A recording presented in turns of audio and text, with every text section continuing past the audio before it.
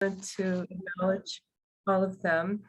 And we are recording most of the program, but not everything. And so please pay attention to the really, yeah.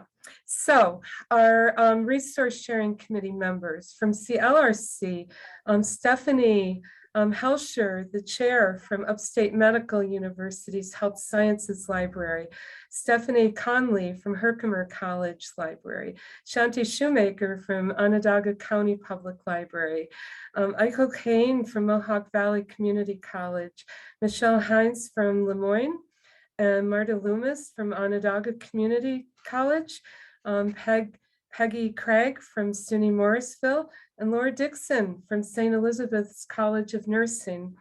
And then from South Central, we have Lori Brown from the Southern Tier Library System, Caitlin Finley from Cornell University, Deb Gare from Finger Lakes Library System, and Ben Hogben and Virgilio Pinto, who's the chair of our group, and Sarah Shank all from Ithaca College, and then Elise Thornley from Binghamton University, Erin Wilburn from SUNY Broome Community College, and Lucy Yang from Tompkins Cortland Community College. And I need to accept that this is being recorded there. So, Anna, am I missing anything for housekeeping, or are we ready to move into the land acknowledgement? I think we're good, Mary Carol. Thank you. Okay.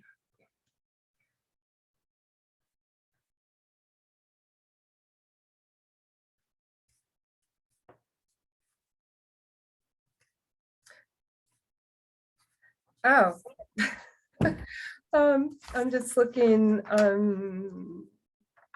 let's see. I have the land acknowledgement printed out in very tiny print that I can almost read it, but I think you've got a slide of it too. There we go.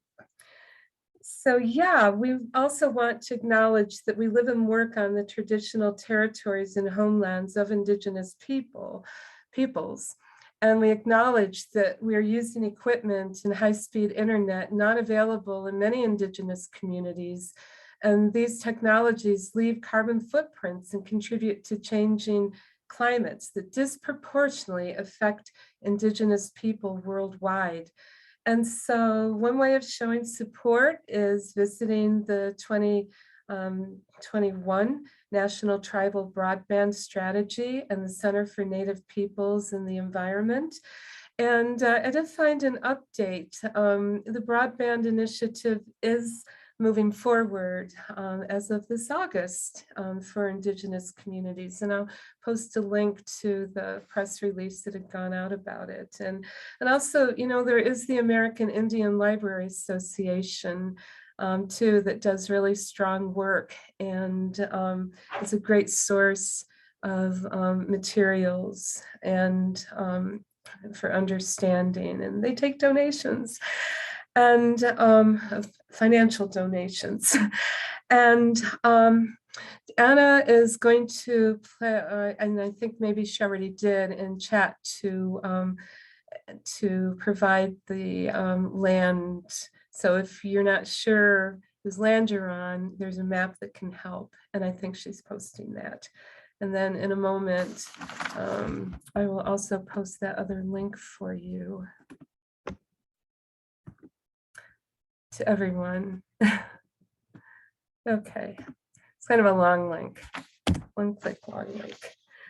Okay, so now we also have a code of conduct that we've kind of developed for all Empire State Library Network events and our individual councils. And although we haven't really had issues at either council, we do put this out there for everyone to read, and I'll give you just a moment to read it. You know, it's really all about respect.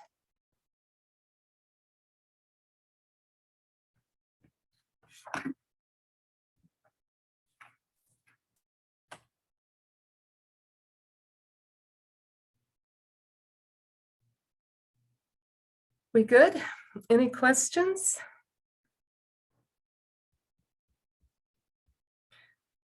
Okay, well, with that, I think we're ready to move into our program. Controlled digital lending has to be one of the hot topics, maybe even the hottest topic in the world of resource sharing today. But what is it? What's the controversy? Can we do it? Many libraries and library organizations, including South Central, have become signatories on both the general CDL statement as well as the one specific to ILL. And I know some of you today, your institutions have as well. However, a few of us are actually doing it at this point. So here to shed some light on CDL and also to discuss how at least one library has been using it are Peter Routhier and John Raymond. Note that due to its nature, John's presentation is not going to be available afterwards, so please listen carefully and ask questions. And so yes, Peter, just a little bit about Peter and John. He is policy counsel at the Internet Archive, and his work as an attorney has focused on copyright and trademark litigation and many other aspects of intellectual property. And John Raymond has been the Access Services and Technology Librarian at Siena College for the last 7 years. And he has a very long history of sharing resources. And he also enjoys natural resources in our mountains, forests, and our rivers. So without further ado, I'll turn it over to Peter. I think you're up first. Great, thank you. Thanks so much. And thank you all for having me here today. It's great to be here. I also enjoy natural resources, including those of the beautiful part of the country many of you are in. I'm joining you from Minneapolis, which has very few mountains, but we have lakes and other nice, beautiful things here. Okay, so what am I going to do today? I'm going to do a couple of things. I'm going to give a brief overview, sort of introduction type overview of controlled digital lending. I think many of you probably know what controlled digital lending is or have some idea of what it is. So hopefully it's not too repetitive, but I'll give you a sense of what CDL is from my perspective, from our perspective here at the Internet Archive. And then I'll give you an update and a little bit of background on this lawsuit. So as you may know, the Internet Archive is in a lawsuit, has been sued by a couple of big publishers a few years ago based on some of our lending programs. And so I'll talk a little bit about that lawsuit and where we are and where that might go. Okay, I don't have any slides or anything. I see a little bit in the chat. Are we good on settings and things? Should I just keep going? All good, Peter. Okay, great. Yeah, if you want to sort of pin, you can mouse over my little window and click and hit pin, and that'll have me kind of centered in your screen if I'm not already. If you want to see the kind of things we do in Minnesota to stay warm in the winter. Okay, so what is CDL? Well, controlled digital lending, it's basically, all it's trying to do is effectuate traditional library lending in a digital environment. So there are different ways you might do that. There are different ways that you could try to take any number of traditional library functions, preservation, lending, any other, any of the kinds of things that you all do, and try to do them digitally. In fact, the transition to digital provides all kinds of freedom, sort of, to rethink how that might go, and to maybe change the way some of those things go. And we could imagine that some of those changes would be maybe better, that they'd be better for libraries, for librarians, for their patrons, or that some of them might be worse for us or for our patrons or for others, maybe for the community at large. And so what CDL does is it basically just tries to preserve the existing structures, the existing ways, as closely as possible that libraries work in the physical environment for this transition to digital. So that's kind of the idea of CDL, is let's just at least preserve the way that libraries have traditionally done lending, have traditionally done the kind of things that play into lending, so, or are sort of adjacent to lending, whether it's about sort of collection management, whether it's about preservation, whether it's about something else, privacy, whether it's about something else.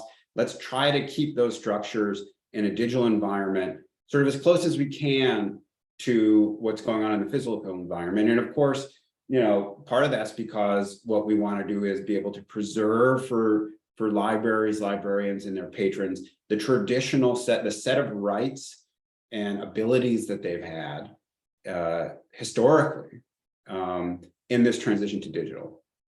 Now, again, there's lots of other ways you could think about doing library stuff online, right? And people have been thinking about all those different ways for a really long time. Many of you have been thinking about them for a long time, probably even a lot of you longer than I have, but you can imagine different ways, right? And you could imagine one end of the spectrum where it's just sort of a free-for-all, and it's sort of, I don't know, it's Napster or something, and everything is just being copied, and there's sort of no regard for sort of economic interests or other things. It's just sort of a free-for-all, right?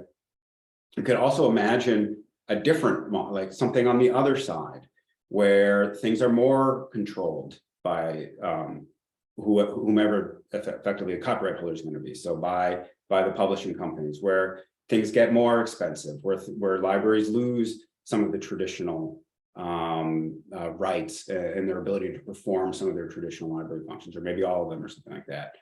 You can imagine sort of a spectrum. And what CDL does is it kind of just tries to, again, like come in down the middle and say, look, at a minimum, you know, we see there's all this opportunity in the transition to digital. At a minimum, we should be able to preserve what we already have and just be able to do that in the digital environment. And I think, you know, from our perspective, and I think for many people's perspective, the publishers are kind of going over here with it, right? So they're transitioning a lot of their digital offerings into much more restrictive licensing models, right? Where maybe you have no ability to preserve a work because it's only available for a limited time and then it expires. Maybe patron privacy is compromised because Overdrive or these other aggregators are actually have these very liberal privacy policies where they reserve the right to take all kinds of patron data and library data about what's going on and use it for their commercial interests.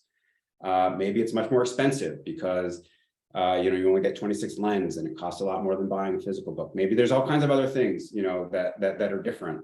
And in fact, you know, most of the time, all the things I just said are in fact the case, right? And so what CDL is it says, okay, well, maybe there's some things over there about that model that are useful. But that doesn't mean we should at the same time, and maybe we want to do that sometimes, but that doesn't mean that we shouldn't have a way, if we need and want to just sort of replicate traditional library lending. And right now, you know, that may just mean for works that aren't available through Overdrive or in a digital format from the publishers. That may just mean works that have a special need to be preserved because there aren't that many physical copies and digitization gets important, or something like that.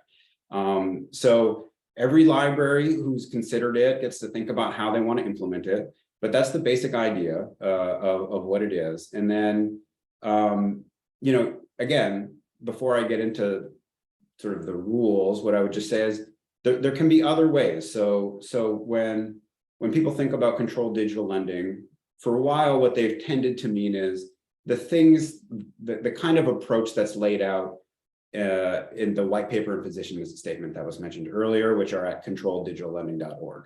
So that's sort of it kind of describes the rules, like what it is, the definitional thing, what the scope of CDL is, and then it has sort of this legal analysis where it says, well, and here's why these are what we think the rules are, and here's why the authors and the signatories and everybody else who signed on thinks that it's a fair use and believes it's a fair use and permissible under US law.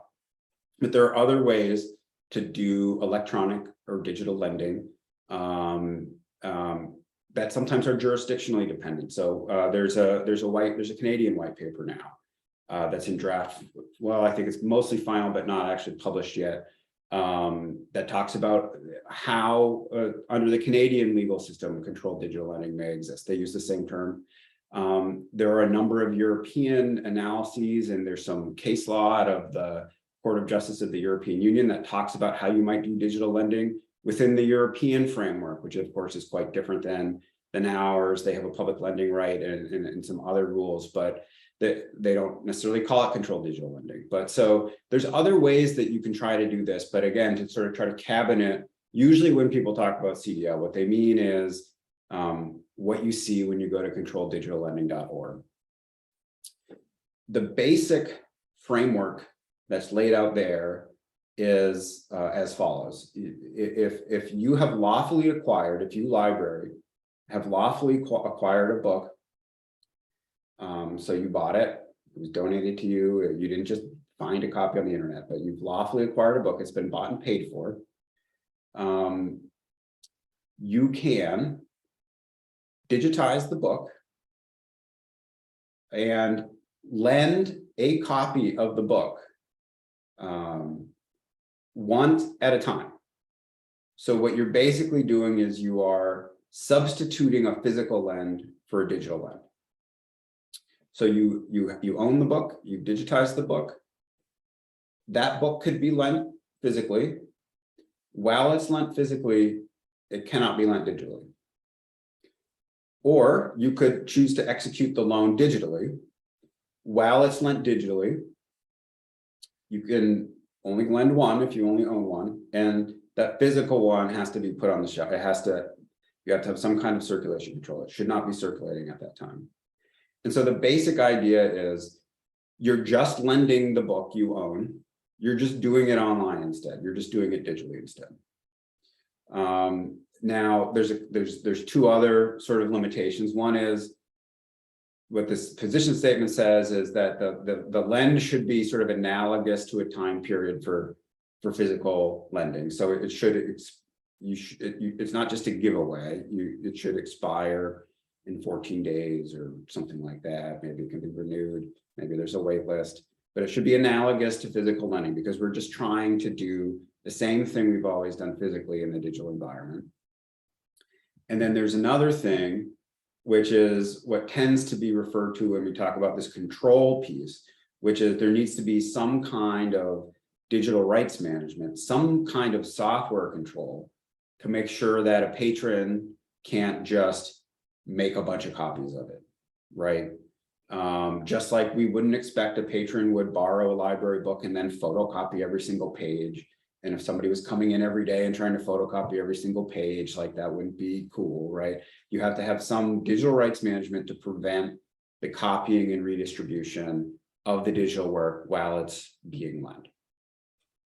So at the Internet Archive, we have been doing this kind of digital lending for quite some time, actually, for almost a decade, I think.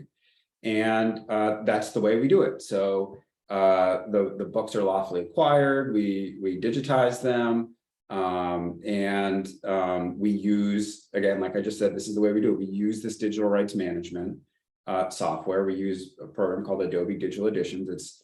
It's software that the publishers themselves have used for these same kinds of purposes to make sure that patrons can't do anything with it. They can read it.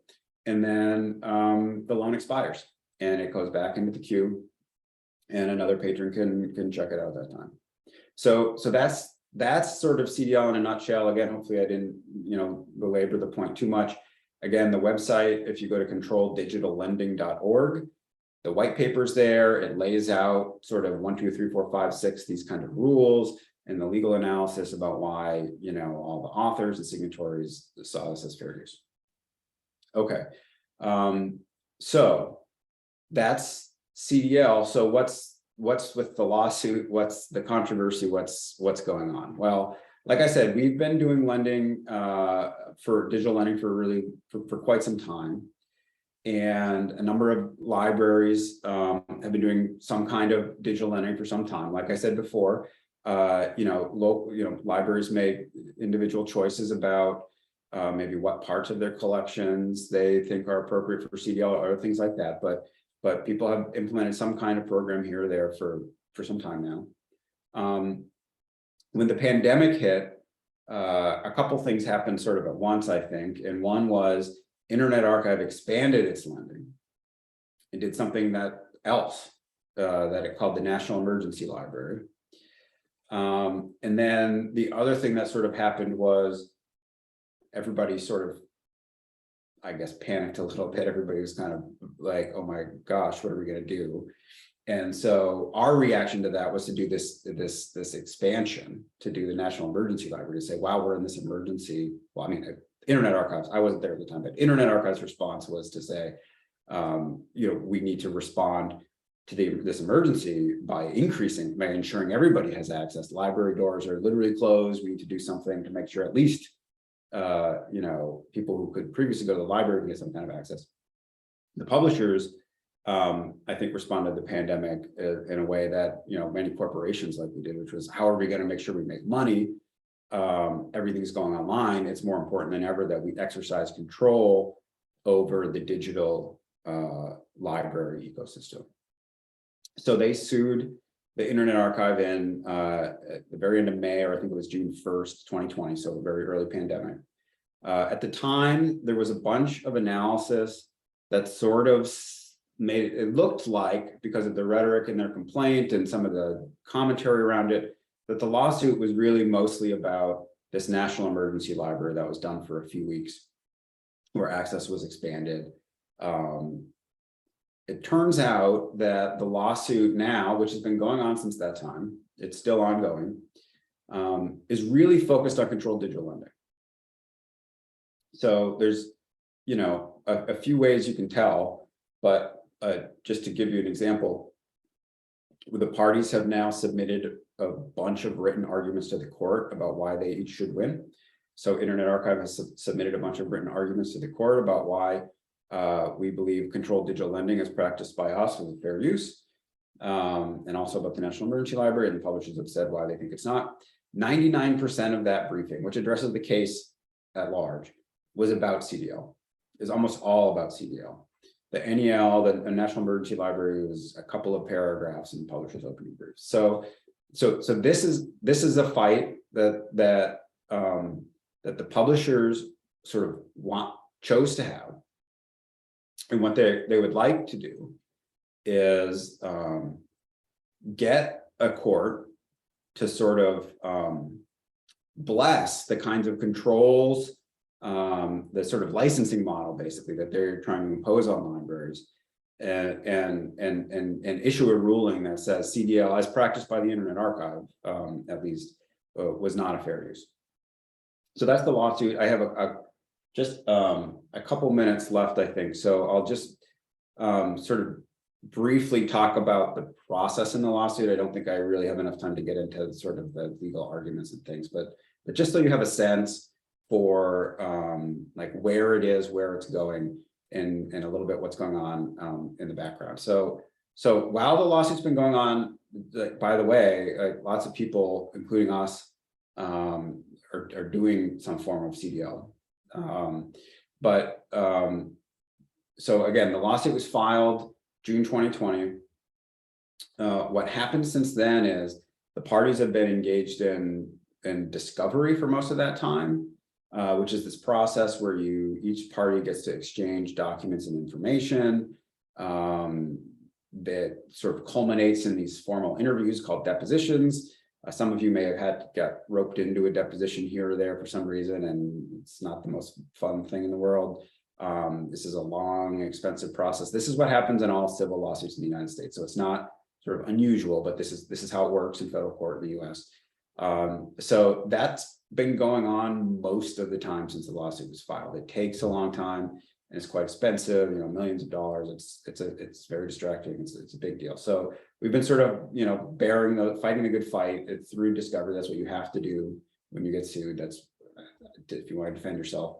And what tends to happen is that process culminates in something called summary judgment.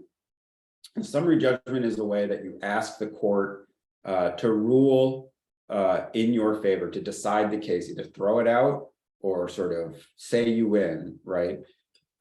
Without going to a trial. So a trial would be like you see on TV, there's a jury or something, and there's witnesses on in a witness box, and you know, that kind of thing. That's a trial. Summary judgment is just you submit a lot of paperwork with arguments in it, and maybe there's a point where the lawyers go, no witnesses or anything, but the lawyers go and sort of argue before the judge. Sort of like if you've heard a Supreme Court argument, that kind of thing. There's no witnesses there. It's just the lawyers and the judge having kind of a back and forth thing. So that's the summary judgment process. At this point, summary judgment has been filed by both parties. So they filed all theirs. They asked to win on summary judgment. We asked to win on summary judgment. In these kinds of cases, in fair use cases, copyright cases, they are almost always resolved on summary judgment. So I went and looked at some of the empirical evidence. Since the modern Copyright Act came into effect in 1978, only about 13% of all fair use cases have gone to trial. So it's quite unusual for a case like this to go to trial. It is almost always resolved on summary judgment. So looking at just based on that, one would expect, you know, more likely than not that that's what's going to happen here. So how that works is some point the judge will issue a written ruling. That will be the decision of the district court. At that point, that could happen, you know, again, looking at the empirical evidence, it usually takes about 6 months for courts to, I think that was the mean, was 6 months for all civil cases. You know, those things are distorted a little bit by easy cases and hard cases. Hard to say where this one is, but that's the mean, is about 6 months from when it's fully briefed, which for us was just a couple of weeks ago. And then after that decision, oftentimes there's an appeal. One party or the other who's unhappy with it can appeal to the Court of Appeals. That usually happens in cases like this, and that process can take another 1.5 to 2 years. Sometimes some of you might be familiar, there was a case, the Georgia State eBooks case, that went on for a really long time.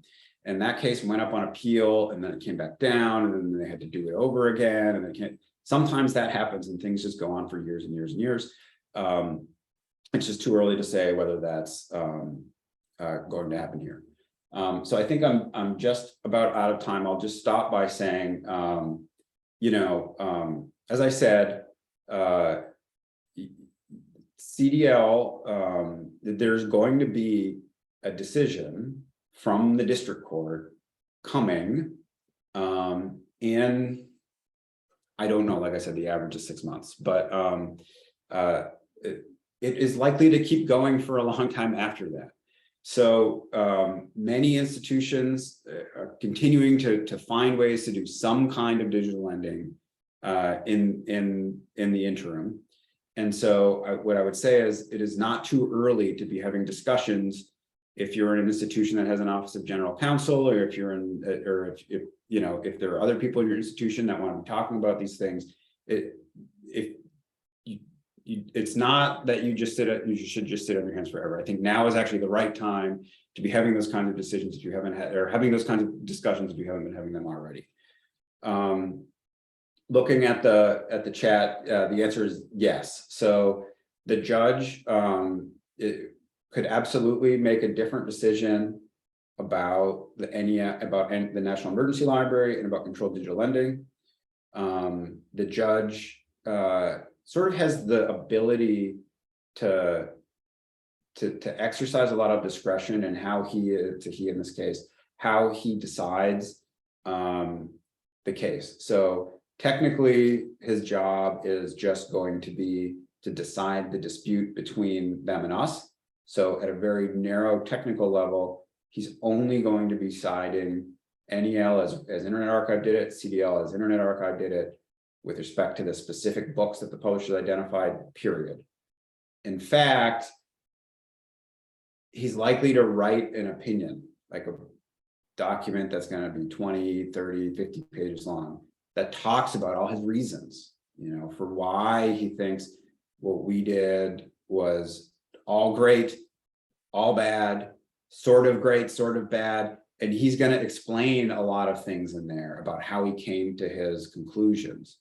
So yes, he can decide them separately. He will have separate sections for those. He could easily come say like yes to both, yes to one, no to the other, no to both, or kind of sort of maybe depending on the circumstances. Any of those things could be outcomes. But so that's part of why I'm saying, if you want to be part of a process where you're analyzing this, continuing to analyze this at your institutions, deciding how you may want to implement it yourselves, or how you may want to participate in some of the advocacy around it or something like that, it would be, go ahead and have those conversations now. You're going to have more to work with when that decision comes down, but get the ball rolling for sure. Thank you, Peter. And we might have time for a few more questions at the end, but right now, let's move on to John's presentation, and we'll see where we are as we approach the top of the hour. And Anna has put your email address into chat if there's any follow-up that anyone has as well. Interesting stuff. Can everybody see the big blue screen? I'm sorry, green. Yes. Let's see. Did your library already own book scanners? How long does it take to scan a book? Okay, good question. Oh, wait, sorry, there's more above. Okay. Are you also CDLing video? No, just books. Do those requests for access come into a shared Google account? Are they immediate? We've had some issues with delayed requesting in general with Drive. I hope I got to that. Maybe I did.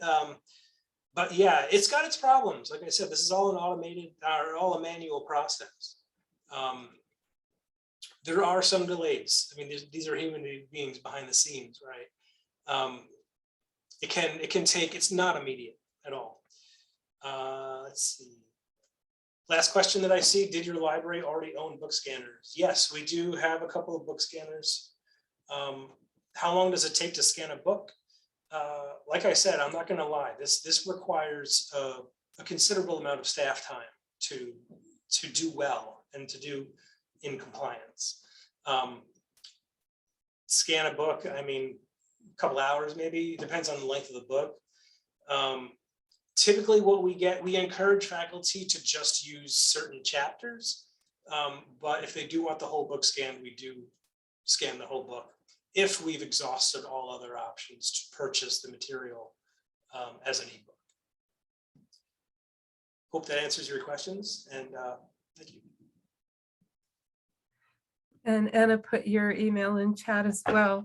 We do have a few minutes if there are questions for either one of the speakers, or if there's anything, Peter or John, that you would like to add. We do have a bit of time.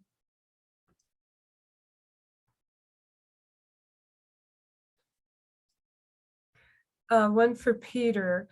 Could the judge decide differently about the NEL separate from the CDL on its own? Yeah, sure. Sorry, I tried to address this a little earlier, so let me see if I can say it a different way. The short answer is yes. And the judge will be considering those two things separately. So it's part of the same case. The publishers could have decided to make the case only about the NEL. They didn't. They decided to also make it about our practice of CDL. But I think what you'll likely see is when the order comes down, when there's an initial ruling in the case, is that there'll be this decision by the judge. It'll be, like I said, 20, 30 pages or so, and there'll be separate sections. So there'll be an NEL section with a heading that only talks about NEL. And then there'll be a totally separate section about CDL that only talks about CDL. And he may well decide, for example, that NEL was not a fair use, but that CDL is, or that NEL, because of the emergency of the pandemic, was, but that there's things he doesn't like about our CDL implementation or something like that. So again, yes, he can decide differently, about the NEL and the CDL. Okay, and then a question, the choice not to OCR is smart from a security standpoint. Have you had any questions regarding accessibility and accommodations, or have you thought yet about how you might handle that? That's a great question. We haven't had any questions about it. We're a small college. And yes, using OCR does make it challenging to have a computerized rendering of the language. I will think about that. It's a good question. And I'll just add on from a legal perspective, there is a separate place in the Copyright Act, Section 121, that addresses separate exceptions, separate special powers libraries have to make appropriate accommodations for people with print disabilities or who otherwise need some accessibility. So if you find yourself in a position like John is in, where you've done a CDL program, but then this other thing happens, which is somebody comes to you and says, who needs some kind of accommodation, you may be able, maybe go back to your Office of General Counsel and say, hey, I hear there's something extra we might be able to do for somebody who needs an accommodation, because there is, I can't tell you what you'd be able to do, but you may well be able to get them their own copy, for example, under this other provision.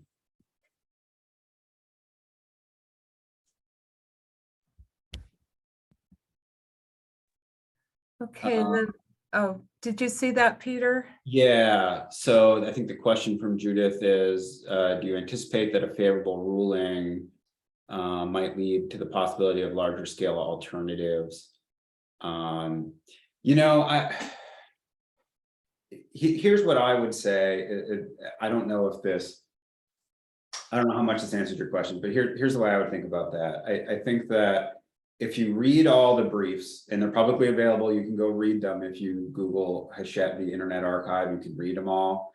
We're represented by, among others, the Electronic Frontier Foundation, and they have a bunch of the documents on the page. But if you read those, if you were to read them, you'd see that the publishers say, well, geez, Judge, if you green light CDL, which is what they say, then the entire publishing industry will sort of, what they say is it will devastate the publishing industry. But they sort of say this, everything's just sort of going to collapse at that point. It's going to be impossible to sell books anymore. And I think if they were listening, if anybody just listened to John's presentation, you would realize, well, it doesn't sound plausible. It's actually really hard to do CDL. Like, it's not that easy. I mean, it takes a substantial investment in resources, and those investments are ongoing. You know, I mean, I think one thing that John identified, you know, and lots of other people who've implemented CDL on, particularly on college campuses, use Google Drive. There's a lot of technical infrastructure there that your institution's actually paying for.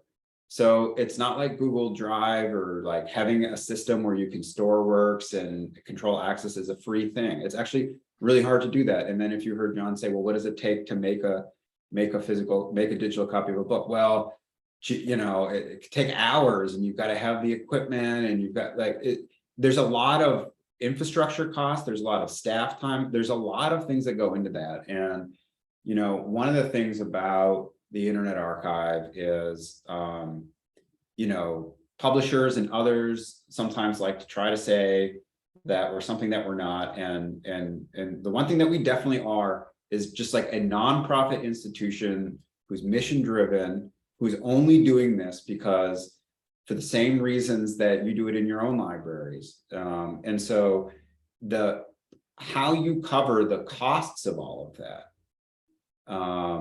when it would, for example, have to be a nonprofit, and we make a lot of our arguments, if you were looking at our briefs, would say, well, look, we're not saying greenlight CDL for a commercial implementation. We're saying we're a nonprofit library, and with respect to us and other nonprofit libraries who don't have a commercial incentive, this should be an appropriate way to get your resources to your patrons. So I would expect that, given that we focused on that, it would be any commercial entity, you kind of would need to have a commercial entity to kind of blow it up, to like make it really big. And I think that our case probably won't, you know, if we win everything, if Internet Archive wins and when we're drinking champagne and stuff, even then the judge isn't going to have said in there anywhere, oh, and it's also really okay for like commercial implementations and things like that, right? Because we're not a commercial institution, so he doesn't have to and won't have an opportunity to say that. So I think there are constraints, even with a favorable ruling from the judge, there are a lot of constraints to like making this extraordinary. What I would hope is that if we get this favorable ruling, it does allow your institutions and others to meet their patrons' needs in this way, and that some of those hurdles get a little bit easier. So the legal stuff would be a little more straightforward. Maybe there'll be more easier sort of infrastructural implementations and things like that. So again, I don't know if that's sort of a long way around the question, but that's kind of how I see it. Oh, and Mary Carol, I think you're muted. Yeah, just couldn't get there fast enough. We are at the top of the hour, just about. And so Peter and John, thank you so much for such an informative and useful and interesting presentations, both of them. And I'm going to turn this over to Anna at this point. Okay, hi, everybody. Peter, John, thank you so much. Very informative. I'm going to move along now to the next presentation, but let me get this going here. Going to, where the heck is it?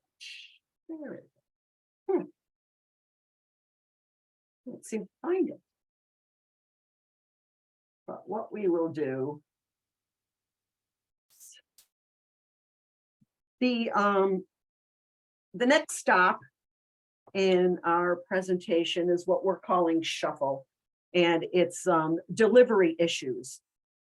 Elise Thornley, where is she? Elise, there she is. Hi, Elise. So Elise Thornley is she's the associate head of reader services for resource sharing, and she will be talking on this panel about ELD, which stands for Empire Library Delivery. That is a New York statewide delivery system. Then we have Ron Figuero. Ron, are you there?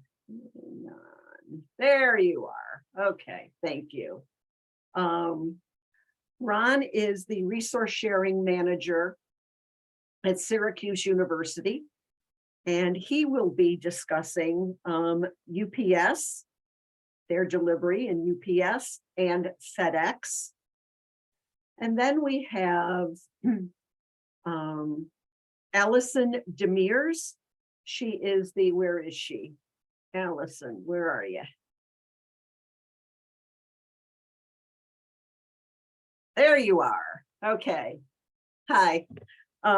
Alison DeMers is the resource sharing librarian at the Massachusetts Library System, and she will be talking about USPS, the Postal Service, and how they use that for their deliveries. So, Elise, how about if we get you going first with ELD, Empire Library Delivery? That sounds great, Anna. Thank you so much. Let me just my screen quick. Looking good, everyone, I hope. And I must apologize. I am getting over some illness, so if I cough, I do apologize. But hopefully I'll be good during my part of the presentation. But thank you so much, everyone, for being here today. As Anna introduced me, Elise Thornley.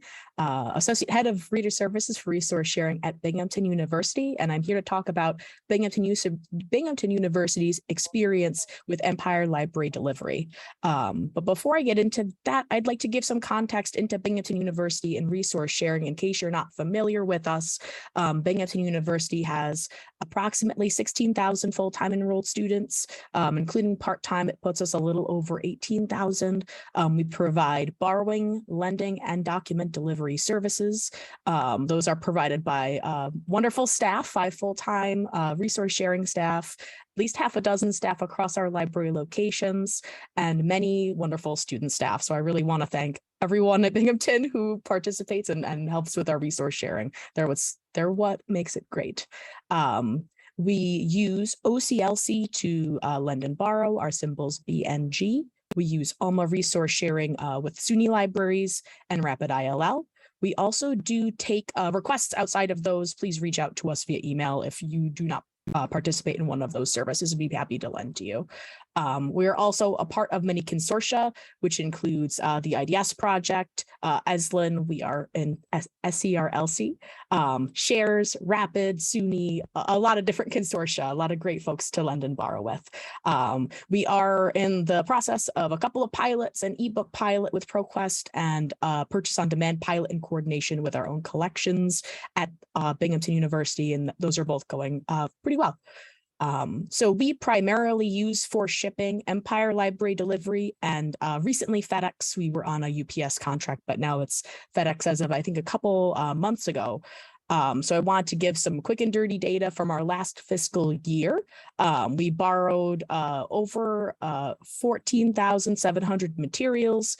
Almost half of those, 17,100 were loans, and 5,100 of those were items that we borrowed and were sent out through ELD, whereas we lent almost 17,000 materials, 6,800 or 16,800, approximately 5,200 loans, and nearly 3,500 of those were sent via ELD.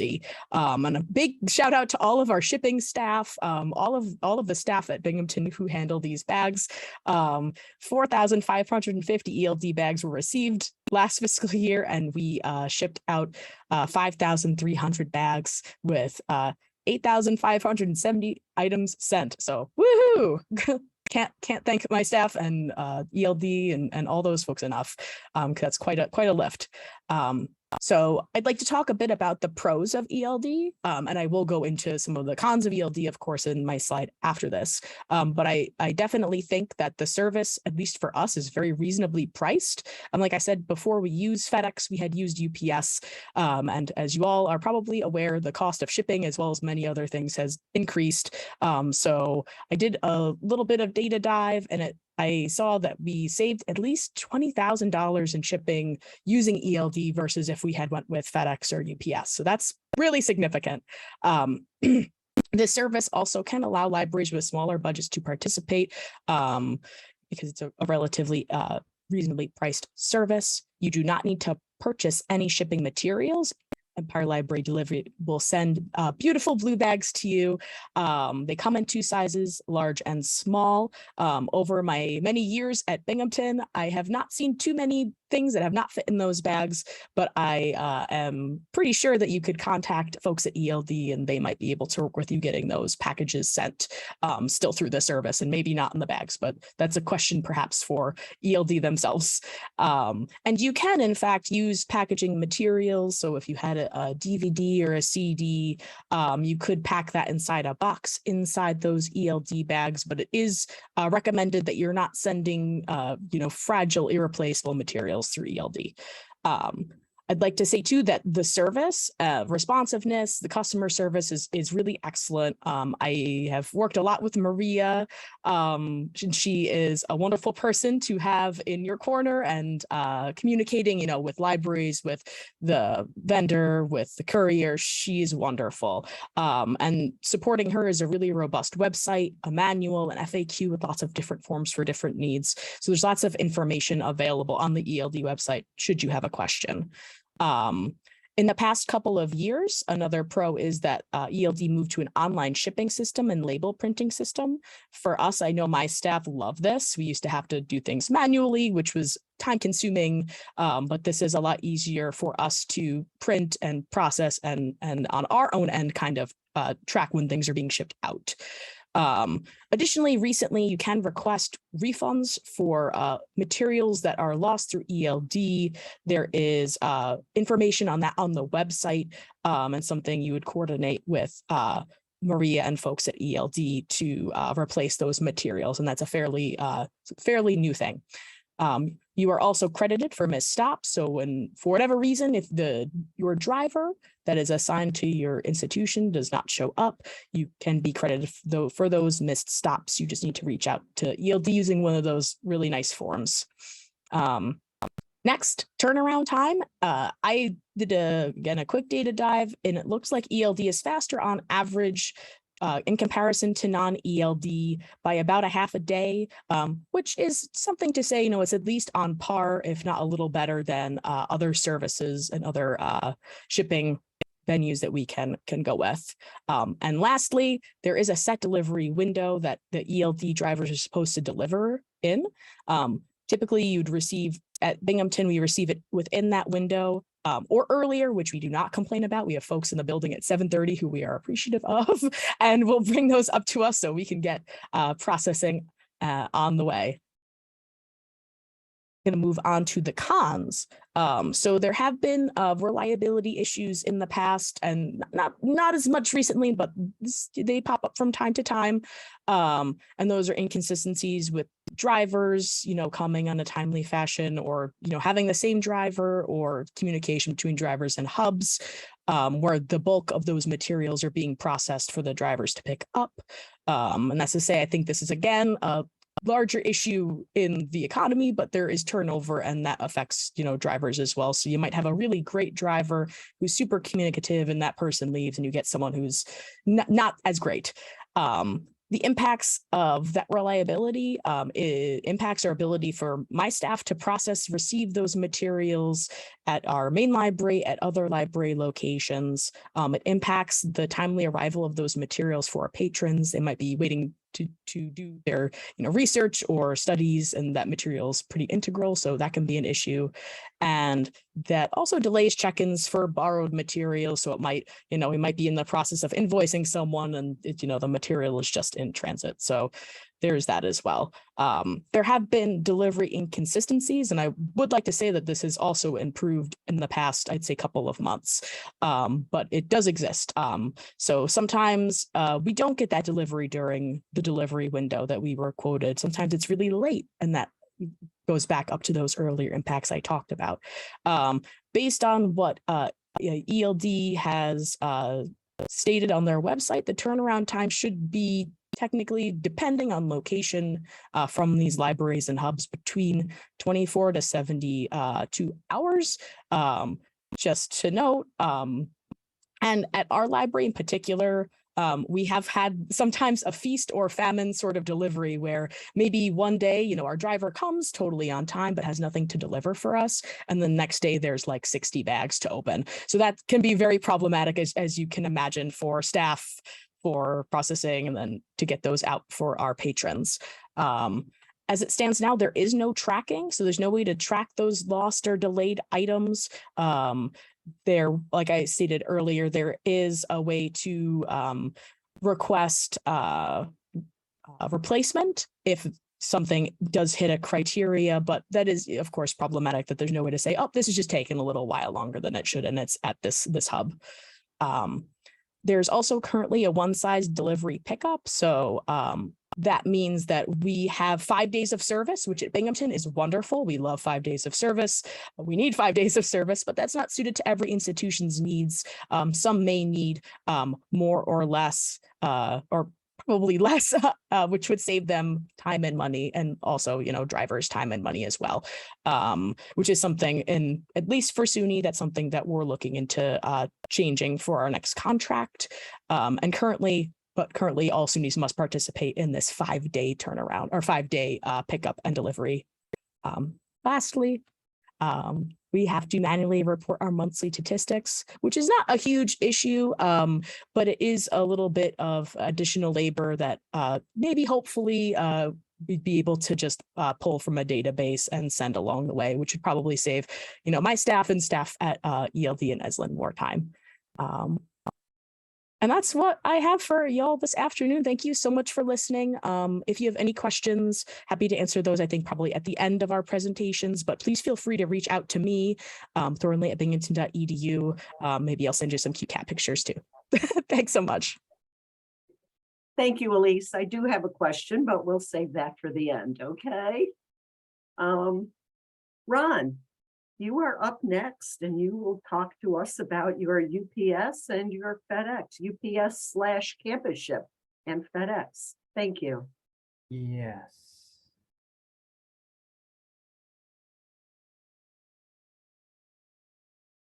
Can everybody see my screen? Yeah, Yes, okay. So, I can see you, Ron. okay, you cannot see the actual. Cannot see the actual screen, correct?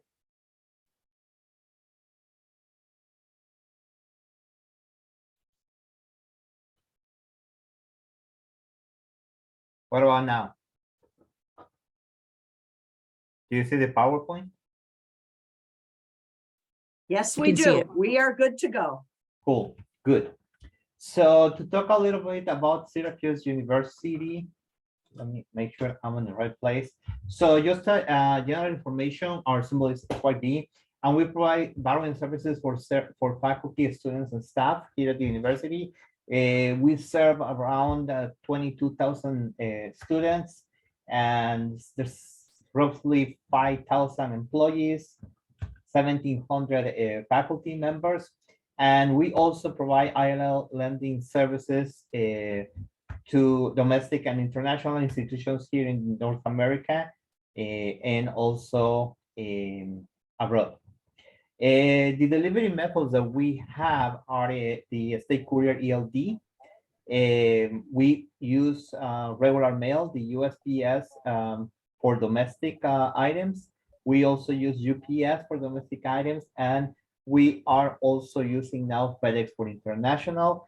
I have to say that in the past, we used to also use the USPS for international, but things happen and we decided to move to FedEx. So to give you some numbers, for the fiscal year 22, this was the distribution of loans and their respective delivery method. We have the UPS CLRC account that we participate with, and we also have our own UPS account that represents 33% of the items that we shipped. USPS 28%, land ELD 36%, and FedEx, it was about 3%, total of 435 items. Our numbers went down after the pandemic in terms of lending, especially lending loans. And what happened that hadn't happened before is that we became a big lender for articles. In the past, we were a big lender for loans, but this is for you to have an idea about how the distribution is. And talking about FedEx, we use FedEx for international items only, for both borrow returns and lending items. We had issues with USPS when we used to send things international. Things were delivered, it took a long time to deliver items. Sometimes things got lost. And then the invoices were much higher than just using other services. And so we have an account with FedEx. The university has an account with FedEx, and that allows to also be participant of that. So we have been experimenting with FedEx during the last almost a year. So far, we haven't had any issue. everything has been delivered. Everything has been delivered within a week or 2 weeks, depending the area in the world where the item is going. We do have delivery and pickup at the library, and I just like to mention that because in my previous institution, we had to go to a box when we needed to send something out. So over here, we do have the delivery and pickup. FedEx comes here, and it is their website is easy, it's friendly user to create the shipment and to make sure that you could schedule your pickups and things like that. In terms of UPS, we use it for domestic mail only. For both, again, borrowing returns and lending outgoing. It is faster than the regular mail. The USPS offers a better tracking. There is also a contract with the university, so our prices are cheaper. They also come to the library to pick up and to deliver items. And they also have a good web page where you could create your shipments. What can I say about UPS that a con or something that is not very useful? There's not a lot. In short, it's a good service. It's a service that provides peace of mind that you know the item is going to get there and it's going to get at the right time. And nothing is perfect, that is true. And I would say probably the only issue that I might have with UPS is that sometimes when something gets lost, that it's really rare that something gets lost, but if something gets lost, sometimes the process to get a refund or something like that, a reimbursement, it takes a little bit long, and it's not that easy sometimes to get to talk to somebody. But in general, both services are pretty good. And the main reasons again that we went with these two couriers is because they provided a better tracking and a better service than the regular US mail. And with that, that's my presentation.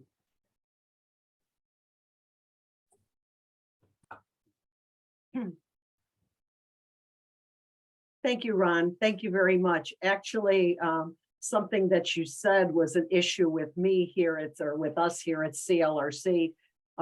We have a UPS box that is right over here at the edge of the parking lot, okay? But if I was to ship something FedEx, I'd have to go, a half a mile or more down the road to find a box, and it's hidden behind some of these medical buildings. So personally, I would prefer UPS because it's right there. But thank you. Thank you so much. And Alison, there she is. Hello. Alison, yes, Alison will be talking to us about her relationship with USPS. Thank you. Thank you. I'm going to, there we go. Did I pick the right screen? Are we seeing MLS ILL in the UPS? You got it. Yes. Excellent. I'm on a multi-screen situation. So as we usually do in Library Land, starting with a little bit of alphabet soup, the Massachusetts Library System, we are a state-funded nonprofit providing a lot of support work to our state's libraries. Here we go. One of the services we provide is mediated interlibrary loan.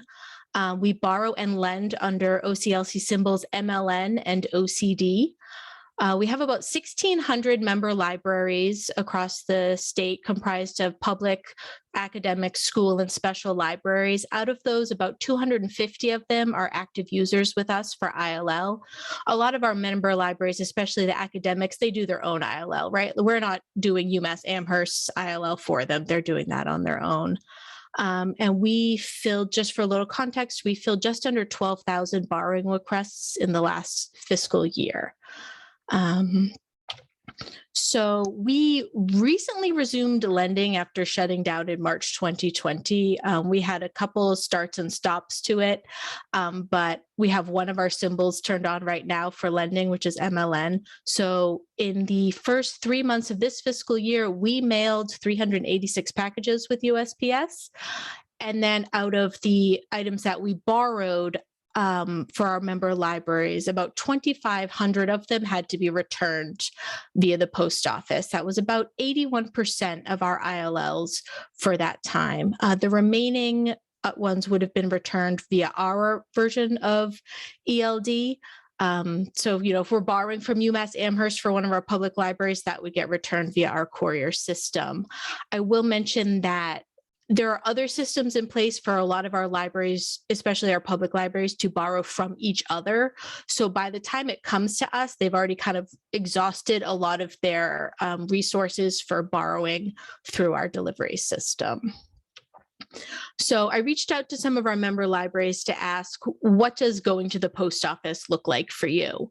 A lot of libraries mail as needed, which for some of them is daily. Some of them it's weekly. Some of them kind of as staffing allows, in some of our smaller libraries, maybe your ILL librarian only works 2 days a week. So those are the days you mail if you have to. Some people transact at their local post office retail counter. Some of them have a mail machine in-house that they can use that either gets then picked up by the post office or a staff member, sometimes a custodian, brings the whole mail bin down to the post office. And some have the mail machine at their city or town hall, so their packages are packaged up and addressed in-house and then brought over to town hall for the actual postage and mailing. In our office, we use Indicia to manage our postage, and we have a Dymo printer and scale connected with that. In terms of paying, sometimes it's petty cash that libraries take money out of. Sometimes they're paying out of their own pocket and submitting for reimbursement. If you've got a mail machine, it's your library or city funds. And we do have some libraries who pass the cost of shipping on to their patrons, in which case they collect that money when the item is circulated. And what everyone uses and what we recommend is mailing with library mail. What is library mail? It is not the same thing as media mail. Library mail is a special subsection of that, where something is going institution to institution. The great benefit of library mail is it's based solely on the weight of the package. The size, the dimensions, the distances traveling does not matter. All that matters is how much it weighs. So that kind of saves you a lot of hassle with trying to figure out, can I, fit this in a smaller box and how far away is this going? It really lets you predict how much your postage is going to be. Current library mail rates is $3.32 for the first pound, 63 cents for each additional pound, up to 70 pounds. So I find most AV goes for the 1 pound rate. Your kind of average adult hardcover book usually goes for the 2 pound rate. So the vast majority I find of ILLs can be mailed for less than $5 per package. And the post office says 7 to 10 days for library mail. I find it's often sooner. Sometimes it's quickly as 2 or 3. There is tracking included with library mail. If you transact at the post office, it'll be on your receipt. Or you can order free tracking labels to attach to your packages. And they usually come then with an extra copy of the number that they're using that you can save for your records. Tracking information stays in the post office system for 120 days. So, of course, pros and cons to everything. It's very affordable. As I said, most packages can be mailed for less than $5 each. Relatively quick delivery times, all things considered. You can deliver to a PO box or a street address, which I know can be a hiccup sometimes with UPS. And a pretty low error rate, we find. Some cons, it takes longer late November through December when the post office is experiencing higher volume. You're going to see some delays there. There's also really no recourse for lost packages if you didn't purchase insurance. If it gets lost and they can't find it, the post office's stance is basically, whoops, sorry. And sometimes packages get caught in a loop, which is where tracking can really come in handy. I've looked something up before and discovered it's bouncing back and forth between like Texas and New Jersey and Texas and New Jersey. They do eventually break out of those. One of our librarians who has been doing ILL for 21 years told me she can only ever recall of one package being lost. And things do eventually show up. As a few weeks ago, we were contacted by a library who this was something they had mailed and the post office thought was lost 5 years ago that turned up somewhere. So sometimes things do turn up, but with any sort of system, you're going to have things that get lost in the shuffle. And we find overall it's relatively, it works pretty well. So that brings me to the end of that kind of quick and dirty about the post office. As I said, it works pretty well for us. We use it for an awful lot of our ILLs with a relatively low error rate. So it seems to work pretty well for us. I'm happy to answer any questions if anyone has them. Thank you, Alison. There were a few questions. I believe this one is for Ron. If you could pop back on screen, Ron. Why no UPS for international shipments? There were some situations that I cannot go in details, but there were some situations where UPS going international, and that's why the university decided, or the library in this case, decided to try FedEx internationally. And the issues that UPS presented were not present with FedEx, and that's why we went that route. Thank you. I had a question about Elise with your ELD and Ron with UPS. I'm wondering what your per package rate was. Alison mentioned that, with USPS, it's roughly the max $5. I'm curious, at $20,000 and, 1,200 items, that's kind of costly. Yeah, I'd love to speak to that a little more. So for FedEx, I spoke with our shipping staff, and it sounds like per package, it's about $6 and change. Depending on weight, it can go higher than that. And then I think our total ELD package is something like $6,200. So it's really affordable for us. I'm not sure if that's just through SUNY, if that's something that's flat for all folks who use ELD, but that's really great rate. And that's a 5-day pickup.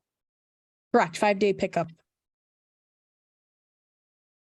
And I know here with CLRC Campus Ship, we notice a substantial spike in our rates. Even just last year was around $4.50 a package, irrelevant of weight, and now it jumped up to like $14.50. So we're looking at alternatives here. For us, for UPS, it depends on where the item is going.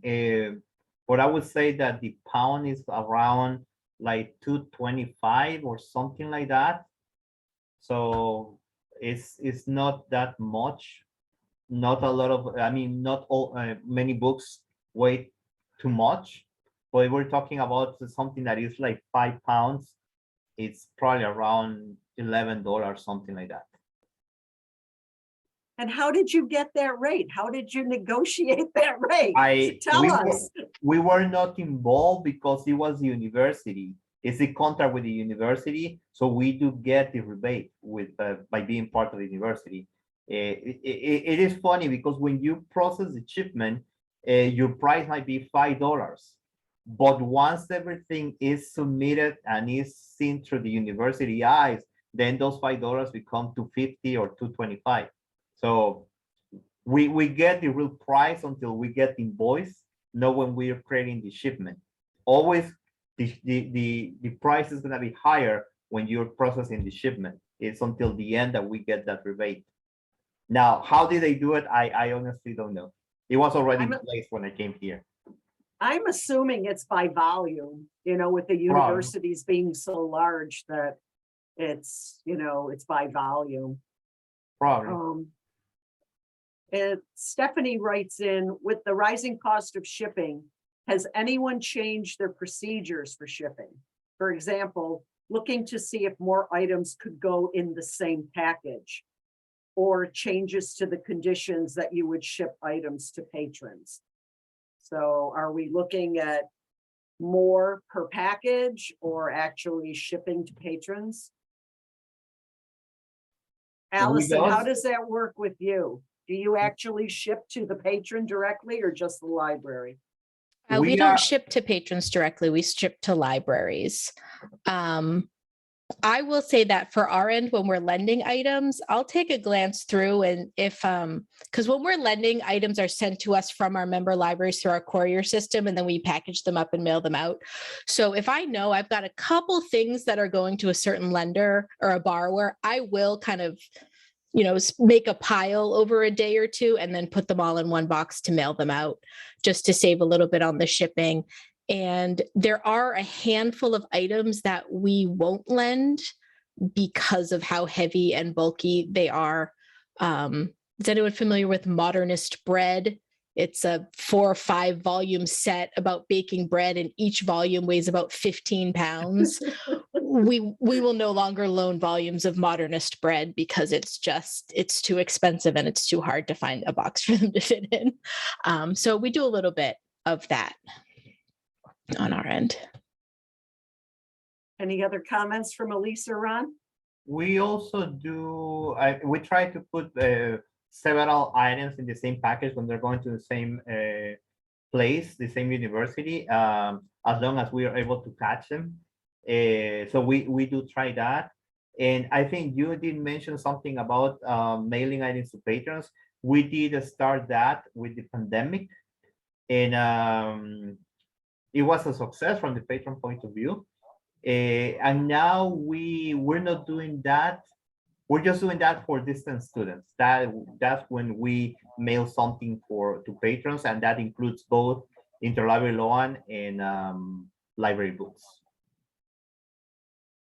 And we use UPS for that. Okay.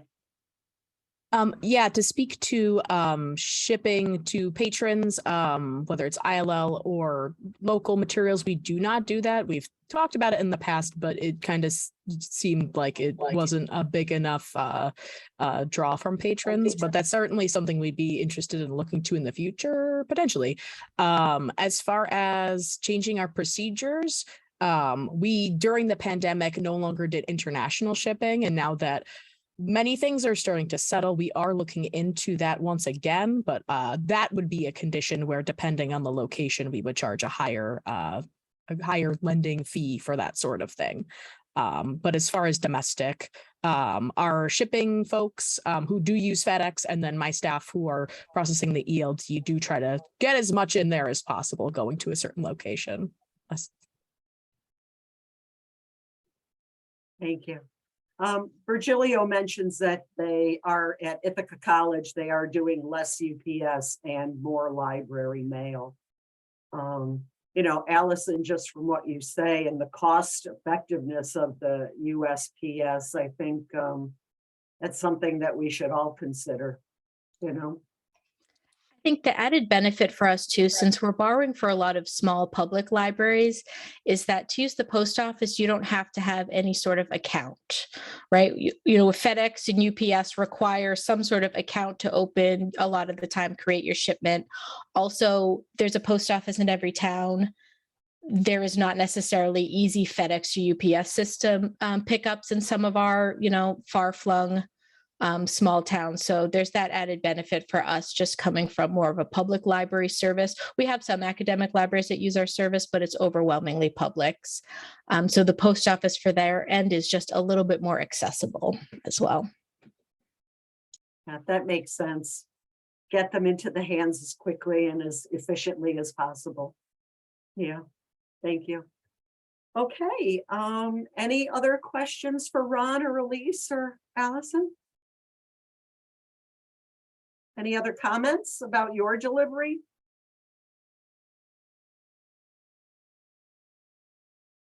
Okay, thank you so much. And I will pop your emails into the follow-up. So if anyone has any questions, they could contact you directly. Okay, thank you. Thank you very much. Next up is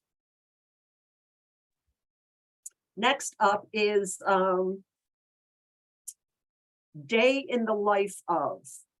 For all of these years that we have been doing this, we've take a little bit of a break and we have some fun, wonky librarian or someone out there that has something of interest that we're not really that familiar with. And today we have BJ Slutsky. And if you give me a minute, I need to find him. Where are you, BJ? There's all these people here. Oh, there he is. Okay. BJ, if you can unmute yourself and pop your video on.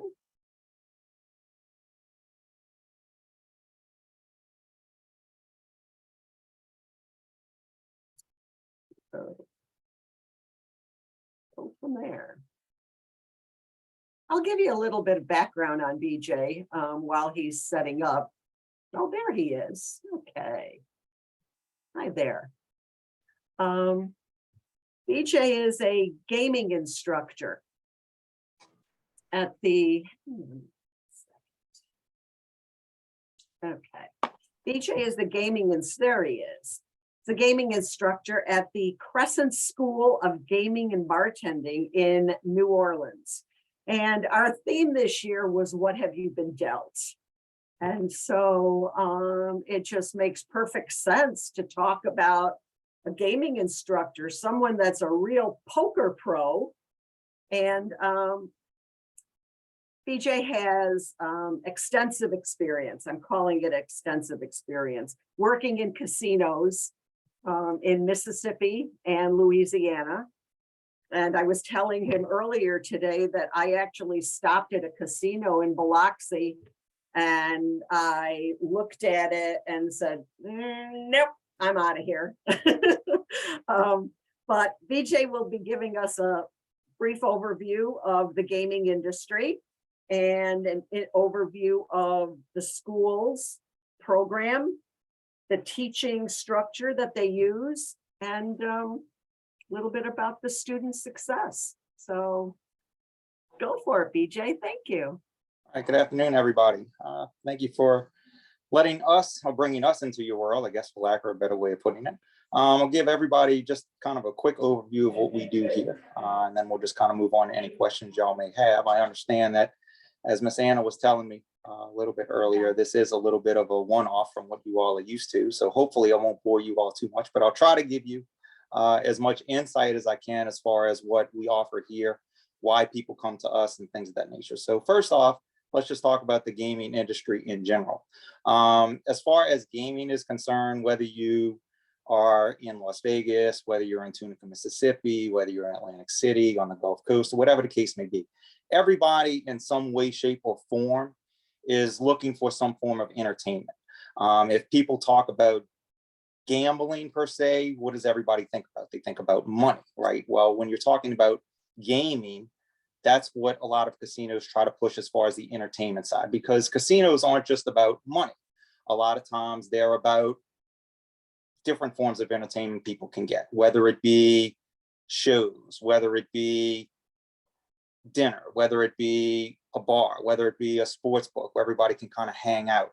At some casinos, even though it might not be on the main gaming floor, you might have activities for younger kids, whether it be, there was an arcade in some of the places that I've been to, whether it be in Tunica, Mississippi at the old Grand up there. But again, you have a lot of different things that you can approach as far as trying to get that dollar from people. And again, everybody's looking to try to provide something for their guests. As far as what we offer here, and as far as why people might be interested in getting involved in gaming, the big thing is, whenever you're talking about people that are looking to get into this industry, is the pay. Dealers make good money. And you don't necessarily have to be a dealer per se in order to get into this business. You know, you can be a slot attendant. You could be somebody that works in the cage. You could be somebody that works in one of the other offerings, whether it be the hotel, whether it be a bar, or whatever the case may be. So again, there's a lot of different things that people can tap into as far as getting into this business. But there's so much opportunity out there, especially post-COVID. And I know a lot of people don't want to talk about COVID anymore, but again, it had a major impact in this industry because we're so driven on person-to-person contact in this business. You need to be across from somebody in order to have that experience as far as gaming is concerned. And that's why, again, a lot of people have become attracted to this industry because all casinos are looking for people nowadays. COVID has made it very difficult for casinos to get people, whether it's people are afraid of, getting into this business because they're afraid of getting sick, or it's a situation where you've lost a lot of people through retirement, or people that just wanted to get out of the business, or whatever the case may be. So again, there's so much opportunity out there. A lot of people look for ways to get in. And how do you get in? Well, unfortunately, there's not a lot of independent type of gaming schools. Most casinos get a lot of their dealers from within. Basically, you get involved in another activity, whether it be valet, whether it be one of the restaurants or the bar or security or whatever the case may be.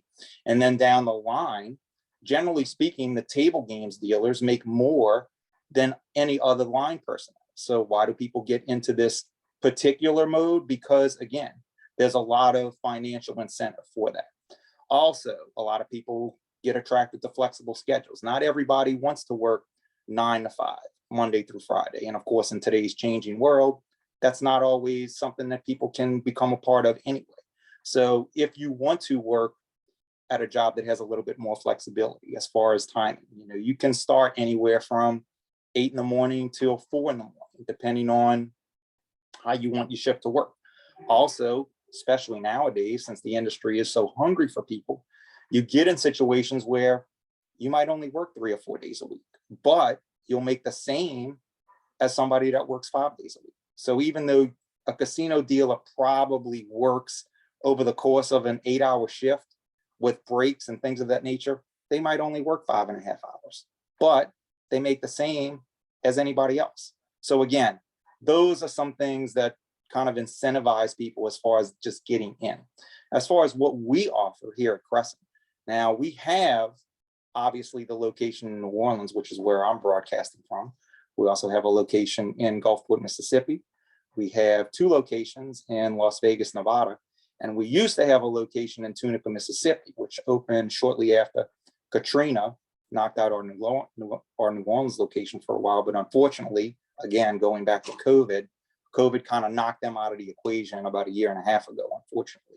But again, we do have 4 locations for people to choose from as far as getting involved if you want to come in from, again, an outsider standpoint. And then some of the things that we can offer people as far as just an independent setting, whether it be the casino. I'll also talk just a touch about the bar side, because we also have a bar aspect.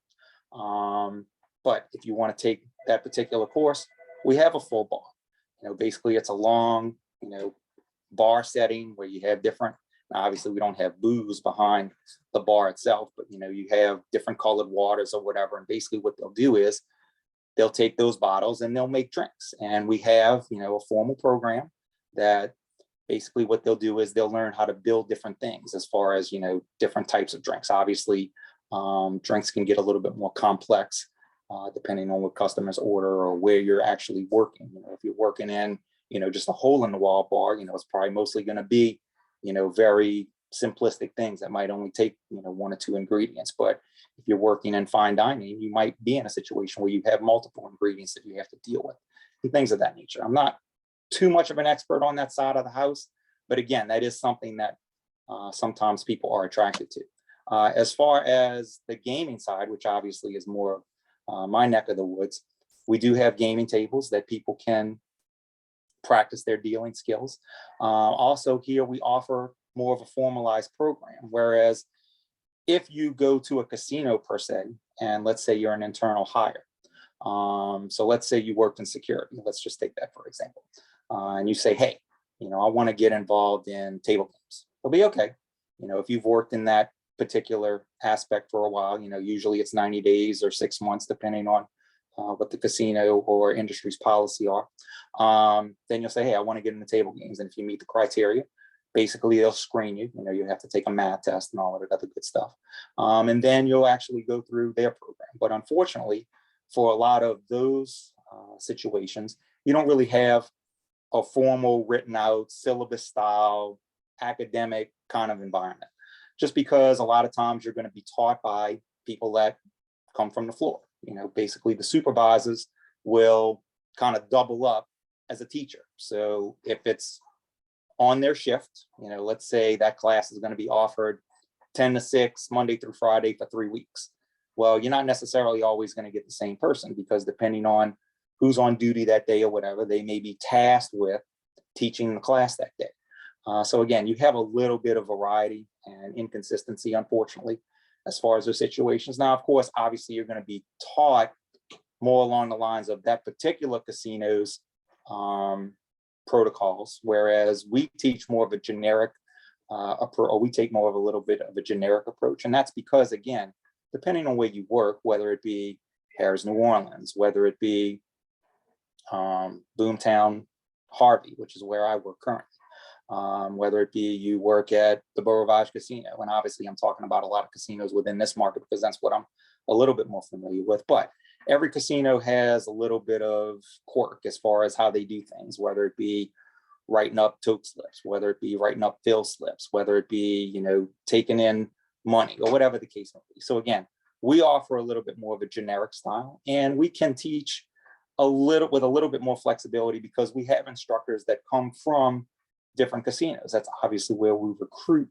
most of our training personnel from. As far as some of the other things that we can offer, we also offer an accreditation, whereas obviously if you get certified, if you want to call it that, in the casino itself, you're not going to get a certificate saying that you completed this particular course or whatever the case may be. Whereas if you come here and you go through our program, and depending on what games you took, whether it be blackjack, poker, craps, or whatever the case may be, you'll get a certificate saying that this person has completed such and such aspects and they should be good to go at your particular property. Now, they'll obviously have to go through an auditioning process when they get to whatever place that they wish to work. Even myself, even though I've been involved in the business for going on 20 years now, if I go to, any place in Las Vegas or Atlantic City or whatever the case may be, and I say, hey, I want a job, they'll more than likely obviously put me at the top of the list as far as getting hired, but I'm still going to have to go through a formal audition process. So they're going to put me on a game. They're going to go through, their hand structures, and they're going to ask me some questions as far as what their protocols are, as far as, how do you take in bets and things of that nature. So again, I know that might be a little bit foreign to a lot of you folks, but again, that's kind of how the progression of that works. Because in the gaming industry, just like anything else, there's going to be some variation as to how everybody does things, whether you work for, let's use fast food, for instance. If you work at McDonald's or you work at Burger King or you work at Wendy's, even though it's all in essence the same type of product, burgers, fries, chicken sandwiches, whatever, they cook it different ways, they proportion it differently, things of that nature. So again, everybody's got their own little spin on how to do certain things. So again, in our business, just like any other business, there's different ways to do things. So no matter where you are, depending on what your experience level is or whatever, you're going to have a certain amount of adjustment period when you go wherever. So anyway, as far as extension, once students complete or at least start going through our program here and they get a little bit more proficient in certain games, we offer opportunities for them to do outside work. We do a lot of gig style or entertainment style parties. We work with third-party vendors in our market. So basically what they'll do is they may contract, let's take for instance, one of our riverboats here. They book a party.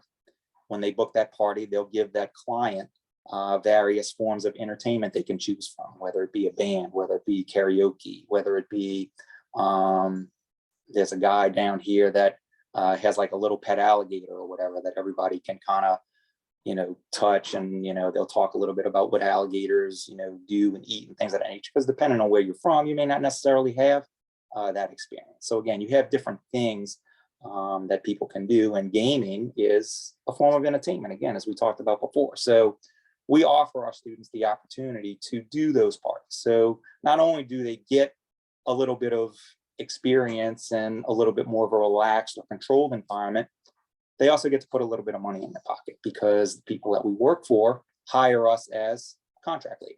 So basically, again, if we're going to work on a riverboat, they'll say, okay, report to such and such location at 6 o'clock. The boat's going to leave at 7. The guests will arrive about 6:30. The boat will dock about 8:45, give or take. When they disembark, or whatever the case may be, we'll break the tables down. We'll be done for the night. And again, you'll put a little money in your pocket, you'll get a little bit of experience, and you'll develop a little bit more confidence as far as, being able to handle that game. So again, those are some of the things that we offer here, at least as far as the gaming aspect. And also down the line, we also offer placement opportunities. So luckily for me, I'm in a little bit of a unique situation in this market, since we do have fewer casinos. But I have a working relationship both with Harrah's New Orleans and with Boomtown, mainly because I've worked at both places. I've worked at Harrah's back and forth for almost 15 years, and I've worked at Boomtown back and forth for about 13.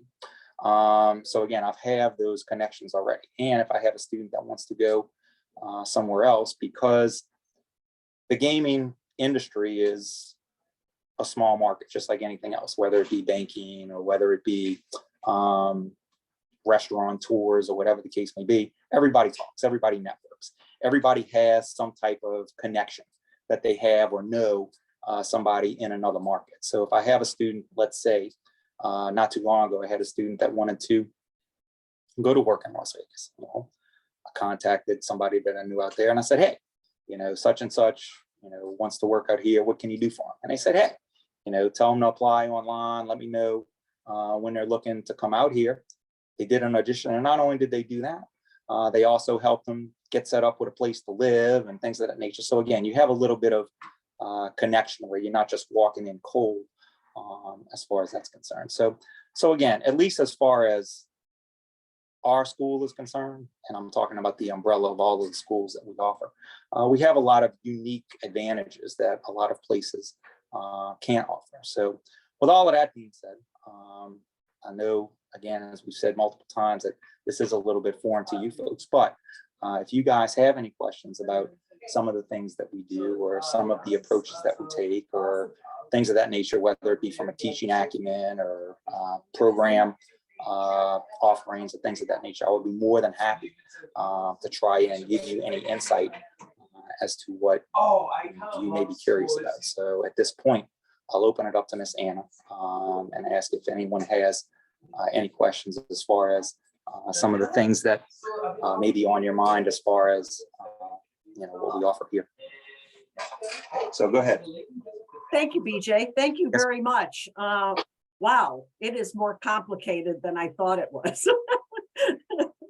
But Look at it, I guess. But anyway, I popped in a question earlier. Is there an average age for your students, or does it run the whole gamut? it does run a big gamut. Again, talking about a pre-COVID world and a post-COVID world, there is a little bit of variation, but I'll give you, for instance, in the gaming industry, 21 is the minimum. So you have to be at least that age. Now, most of our students, I will say, are a little bit on the younger side, relatively speaking, so most of them are, below 30. But every now and then you do get that, change of pace kind of person, they've gotten burned out in whatever industry they may have been in before, whether it be, again, they might have been in a restaurant, they might have been an accountant, they might have been whatever. So I've had people, I had a guy that owned his own business one time. He owned, I think he owned like a tanning salon or something like that. And one day he just had it in his mind, I want to be a casino dealer. And I believe he was in his late 40s. Now, of course, this was when I first got into teaching at this particular location, which was in 2008.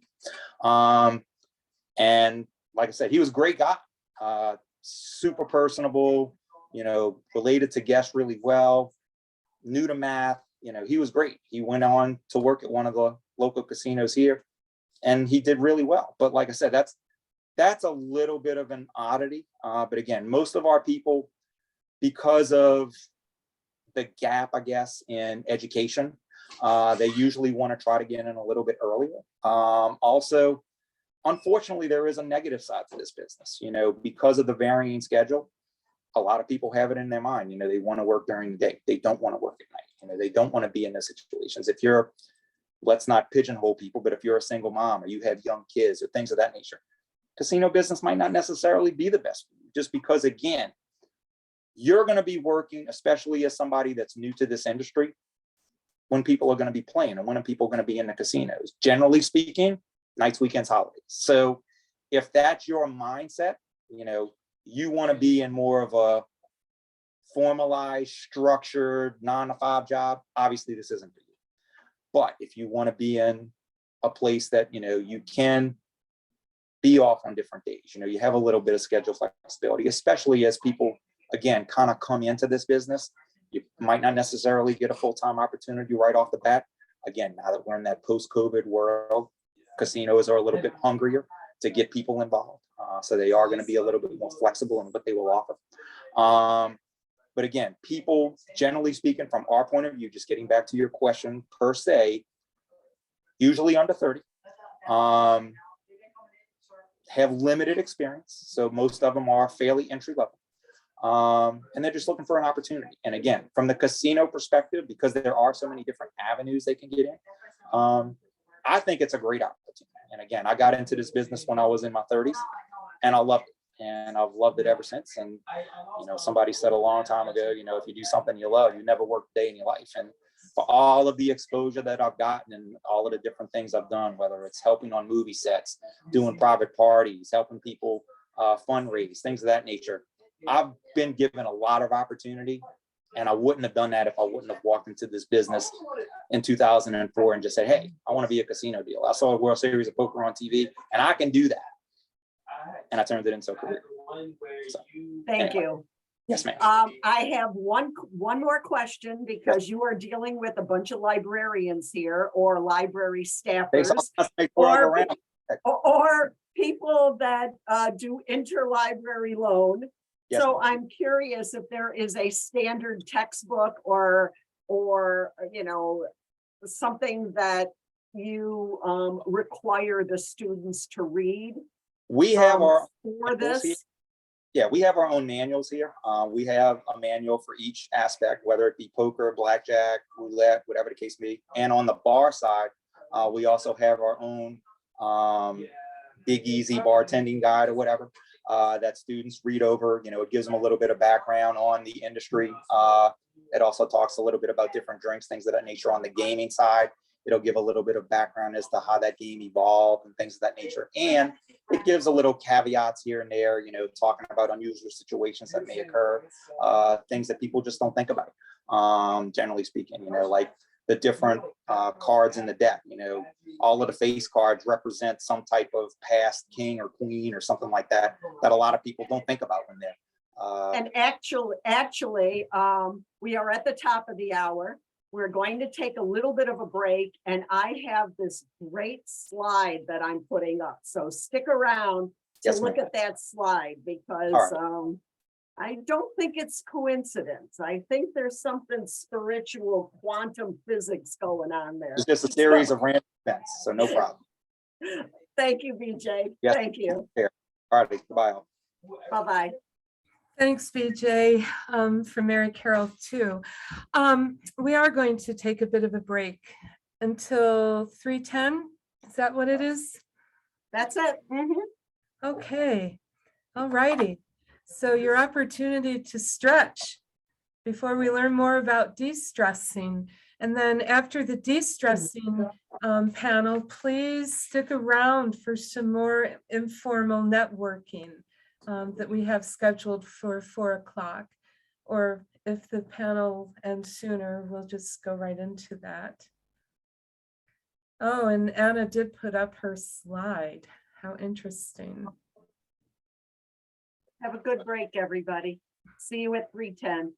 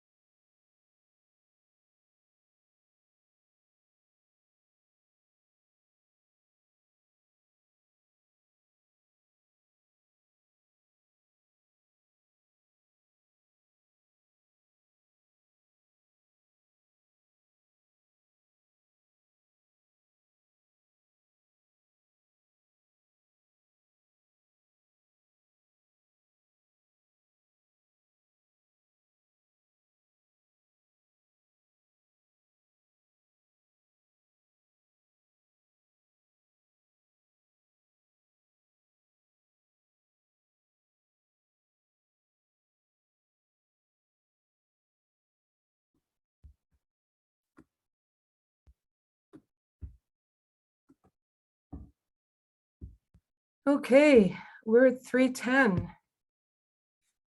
Is everybody just about back? I see Ben. That's a happy thing. I think we may be missing one of the Binghamton U panelists. I'm not sure. And so, Ben, I'm going to turn this over to you here in a second. Ben is going to moderate the de-stressing panel. And he, as many, if not all of you know, is Access Services Manager at Ithaca College. And I think he could almost also be described as a llama wrangler. I'm not sure, but yes, Ben brings us llamas, yamas. And so without further ado, Ben, take it away. Thank you, Mary Carol. I really appreciate that. And for the rest of our time, we're going to be talking about one of my favorite topics, and that is planning de-stress events and how to stay energized in our jobs. And I'm so grateful for the fact that we do have a panel to talk about this afternoon.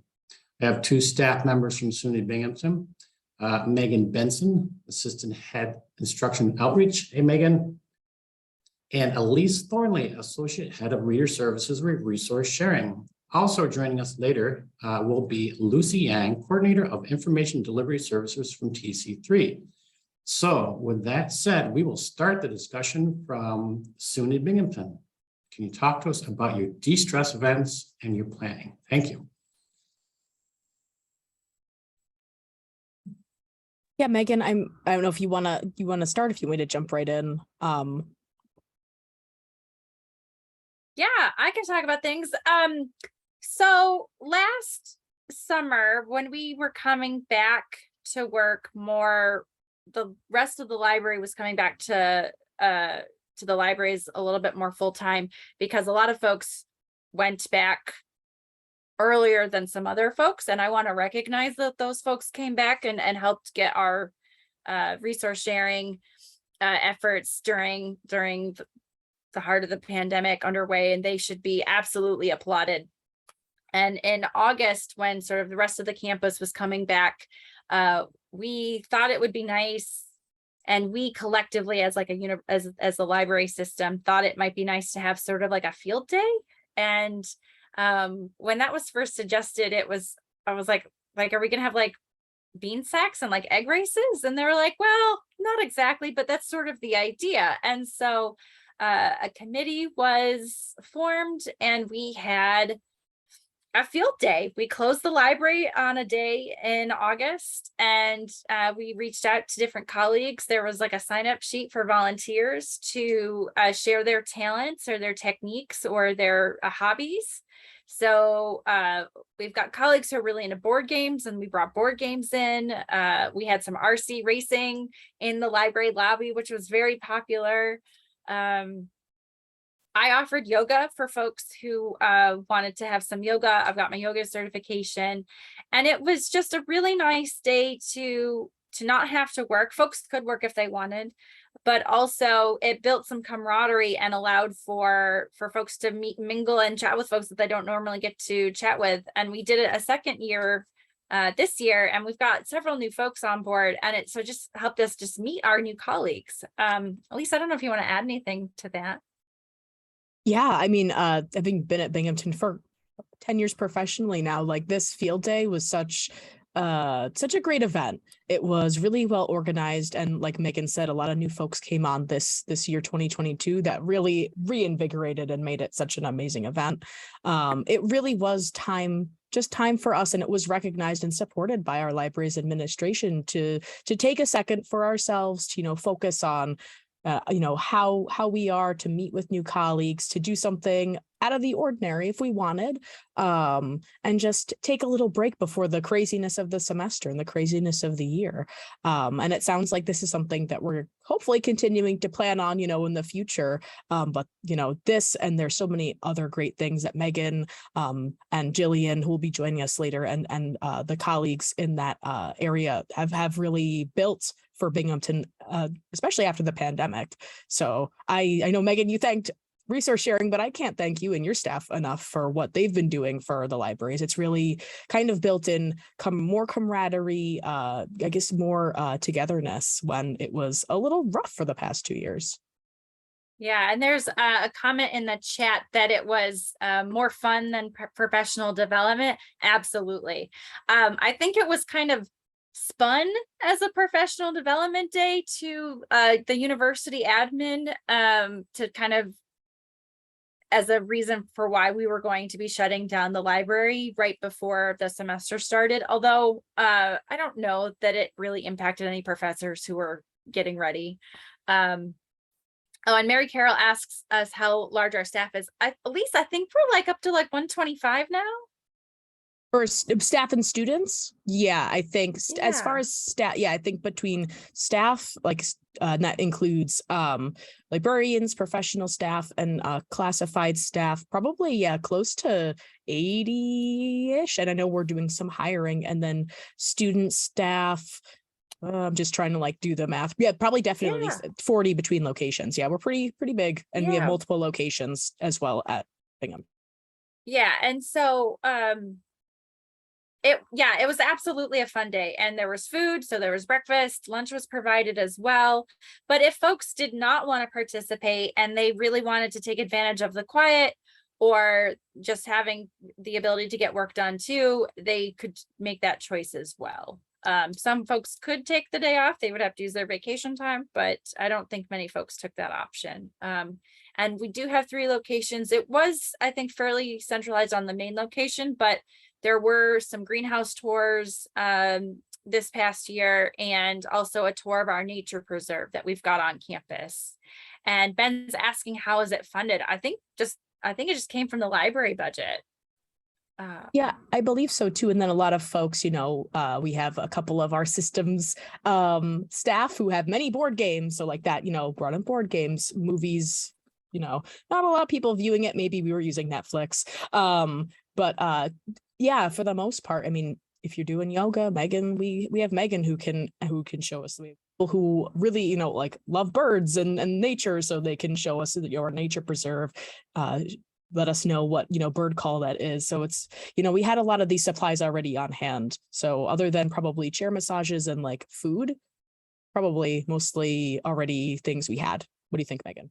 Yeah, I think it was a fairly low cost with the exception of the food and the chair massages, which we coordinated with Campus Rec to provide, which was a really nice touch since we had that option. We've got like a little wellness suit on campus that was with masseuses, so that was really nice.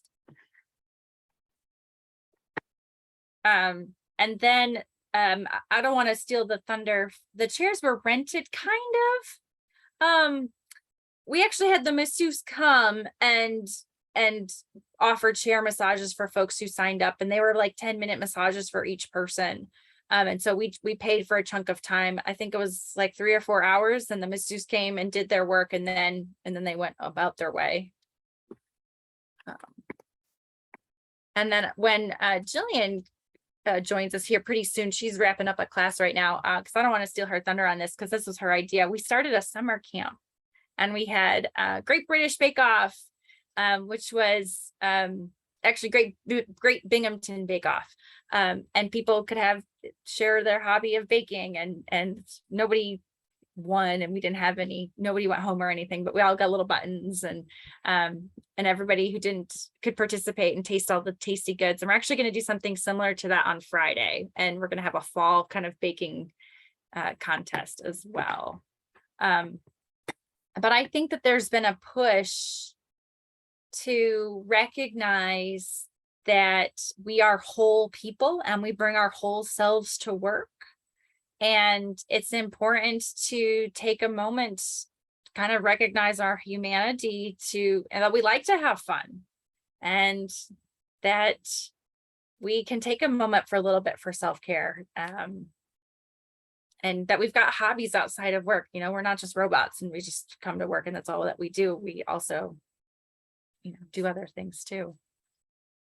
And to that point, Megan, I think it, not only are we bringing our whole selves, but it supports our whole selves at work to have these, relationships, to have this time that we can spend that is recognized to just, hey, we're gonna go to the summer camp and I'm gonna, do this walk today, and that, that's okay. Supervisors, administrators know, work is getting done, but taking a break, recognizing the need to de-stress is also super necessary to get that work done really well.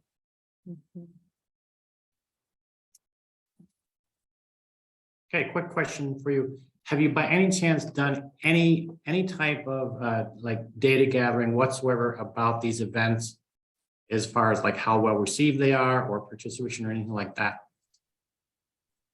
There is a form that they collected and sent out via our library listserv for folks. I was talking to Jillian about this, and a lot of the comments were about the food, and food is just such a hard thing. I think people really appreciate that there's food, but then there's so many dietary restrictions and people just have their own preferences about what they like. So it like food is like a win-lose kind of situation.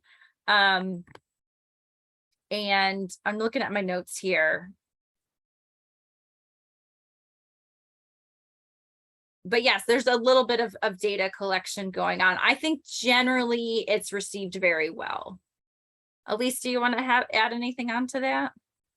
Yeah, I know anecdotally, there's a lot of really great feedback. I have a team of staff and they're all happy to participate in these events. Lots of colleagues who are like, this is, really wonderful. And folks who've been at the libraries, and have been here for many years, I think are excited to see some of these changes, that it is more open to doing these sorts of de-stressing events or taking care of your well-being, again, especially coming out of a really hard time. So I think maybe that's something that we could look forward to in the future, is to maybe do more data gathering. I do know, like Megan said, there was kind of a survey sent around, but maybe that's something we could look to in the next year or so and see if we can get more data to share.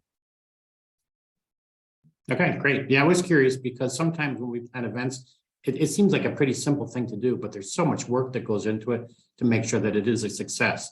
And that is one thing that we have done with the llama events, is we've actually gathered data about how students feel before they interact with the animals and then afterwards. And it was very surprising to us. But so that's what prompted me to ask that question. Thank you.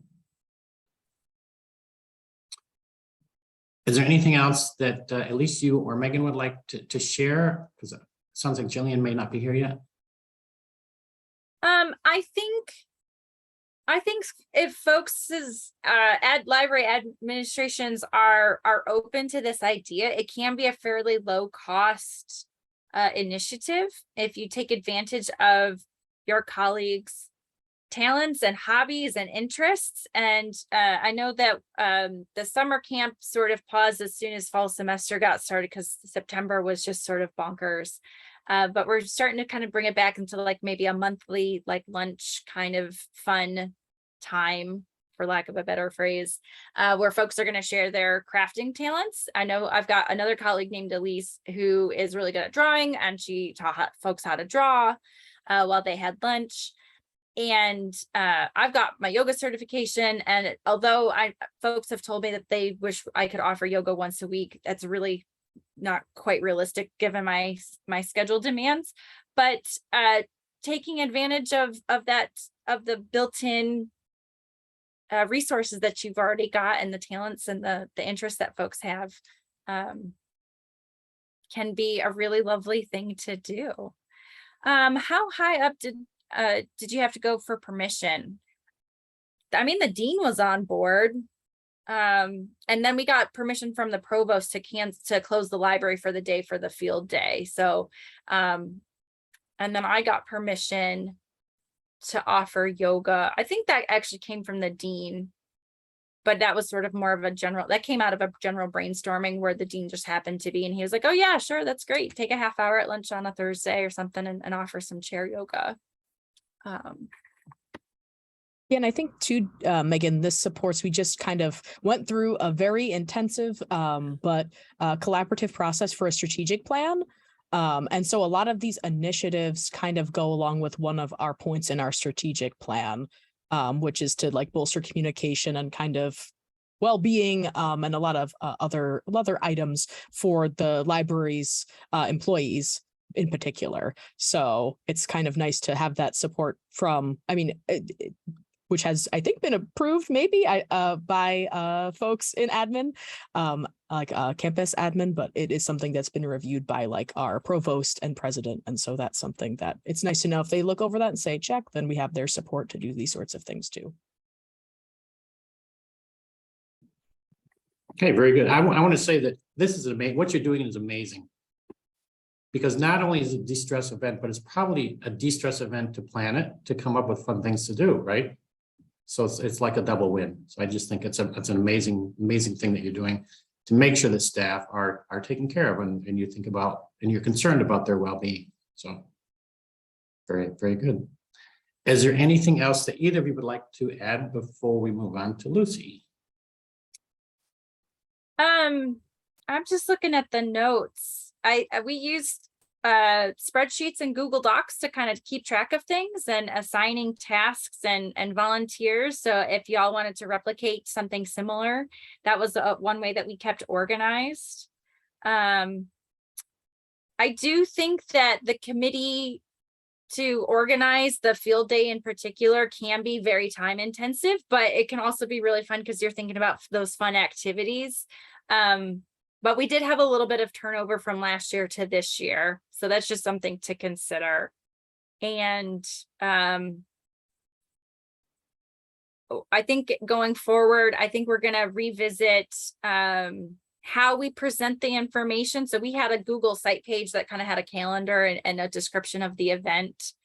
And I think we might actually print something out or have more QR codes around the library to help folks kind of get to where they want to be, because some events were very passive and you could just kind of show up, play a board game and leave, and then others were very time specific. So the nature preserve walk was at 9 o'clock and that was the only time it was offered that day. So trying to get people to where they wanted to be. Having name tags with pronouns, I think is something that we're also going to do next year, because we do have a lot of new folks. And there was also some consideration we had it like right before classes started. And I think maybe if we move it a week earlier, we won't get a little prickly pushback from faculty who are maybe a little bit ahead of the game when they're planning their classes. Because I think there was a little bit of pushback from the professors, but generally I think it's been accepted and okay. And yeah, I think those are kind of the big things that that we have. And I want to make sure Lucy's got some time. And then as soon as Jillian is on board, she can talk about the summer camp, because that was really her initiative. And so I don't want to steal her thunder. Okay, thank you so much, Megan and Elise. I appreciate it. And now we will hear from Lucy Yang. And I asked Lucy if she would say a few words, because TC3 has done some amazing de-stress events. And that's what I'm hoping that we will hear about now. So Lucy. Hello, everybody. Thank you for having me, and thank you for asking me to talk about our Stressless event at TC3, Ben. So with Stressless, I honestly have lost track of time, but I want to say maybe 5 or 6 years ago, it started with 3 of us in the library. And we were like, okay, let's try to do, some Stressless events during finals week. So we partnered with the assistant director of student activities at the time. And he was like, okay, Lucy, what I'll do is I'll offer my popcorn machine. So he sent up the popcorn machine and we put out, coloring and puzzles and just a couple of little tiny things. But the popcorn machine was such a huge hit that it drew every single student on campus into the library. And he came up, he was so excited. He's like, wow, this is so successful, because the library at TC3 is right in the center of the building. So it's like the main hub, whereas the student center at TC3, you can roll a bowling ball down, through their office and nobody would even get hit because it was so quiet down there during that time. So just by virtue of our location, it just became an instant success. And the other activity that we had was we had contacted the Cornell Companions. I think I worked with you, Ben, on contacting the Cornell Companions, and the dogs would come. So then we decided afterwards that we wanted to kind of ramp Stressless up. And so we got together, and what we did was we ended up coming up with other activities that we could, you know, perhaps have. And then, you know, we would have games. And one thing that we noticed that definitely drew students in and during finals week was that everybody was hungry. So food was a huge attraction. And so what we would do, we kind of had this campaign where the three of us would divvy up, you know, what departments we would reach out for donations. And we approached it by saying, hey, we're going to put up a big thank you board, and you want to make sure that your department gets included on this thank you board, because everybody, I think, likes to be acknowledged, right? So so maybe human resources would supply oranges, and then like the financial aid would supply apples. So we went through, we had a spreadsheet, and we kept track of who was bringing what. So the thing grew. It was so huge. We had this big gigantic board. No departments were left out, and it became even bigger. So fast forward to probably about 3 years ago, we had said, you know, we can't be doing this anymore. We need some extra help. We need a committee. So we end up forming a committee, and we, so right now I'm still co-chairing it. But I think it really is a student activities event and also a mental health event, but neither one of them will take it because they're like, oh, you guys are doing such a great job. You guys, you know, should continue doing it. So we formed a committee. As far as volunteers go, so we have this thing down now where it's super organized. We have committees throughout the campus. We have faculty members. We have people from different departments. We also have a presidential grant. So they acknowledge Stressless. Our governance team on campus and now acknowledges Stressless as an official committee on campus. So we get funding from the presidential grant. We still receive donations. Student Activities is a huge sponsor. We have the volunteer, we do Sign Up Genius, and we solicit volunteers. So it's typically Monday and Tuesday during finals week from 8 to 4. And then we have everybody, you know, whoever wants to sign up on campus, sign up so they can engage with the students. Some of the activities that we have, so we kind of dropped the Cornell Companions because we never knew what dogs would come because they couldn't commit. So whoever showed up would show up. So we couldn't really, couldn't commit to it. So we had asked the president, you know, are we allowed to bring staff dogs on campus if we have staff dogs? And so we actually created what you call the dog house, which is one of the conference rooms on campus. And it would say, look who's in the dog house today. And we would have a diverse group of dogs. So maybe one would be a small little Maltese, maybe you might have a big lab or a golden doodle or a golden retriever, just like different kinds of dogs. And people would be like, oh, okay, I want to go see that, that little dog today from 10 to 11 or whatever. Some of the activities that we have would be make and takes. So make and take essential oils were really popular. Cookie decorating.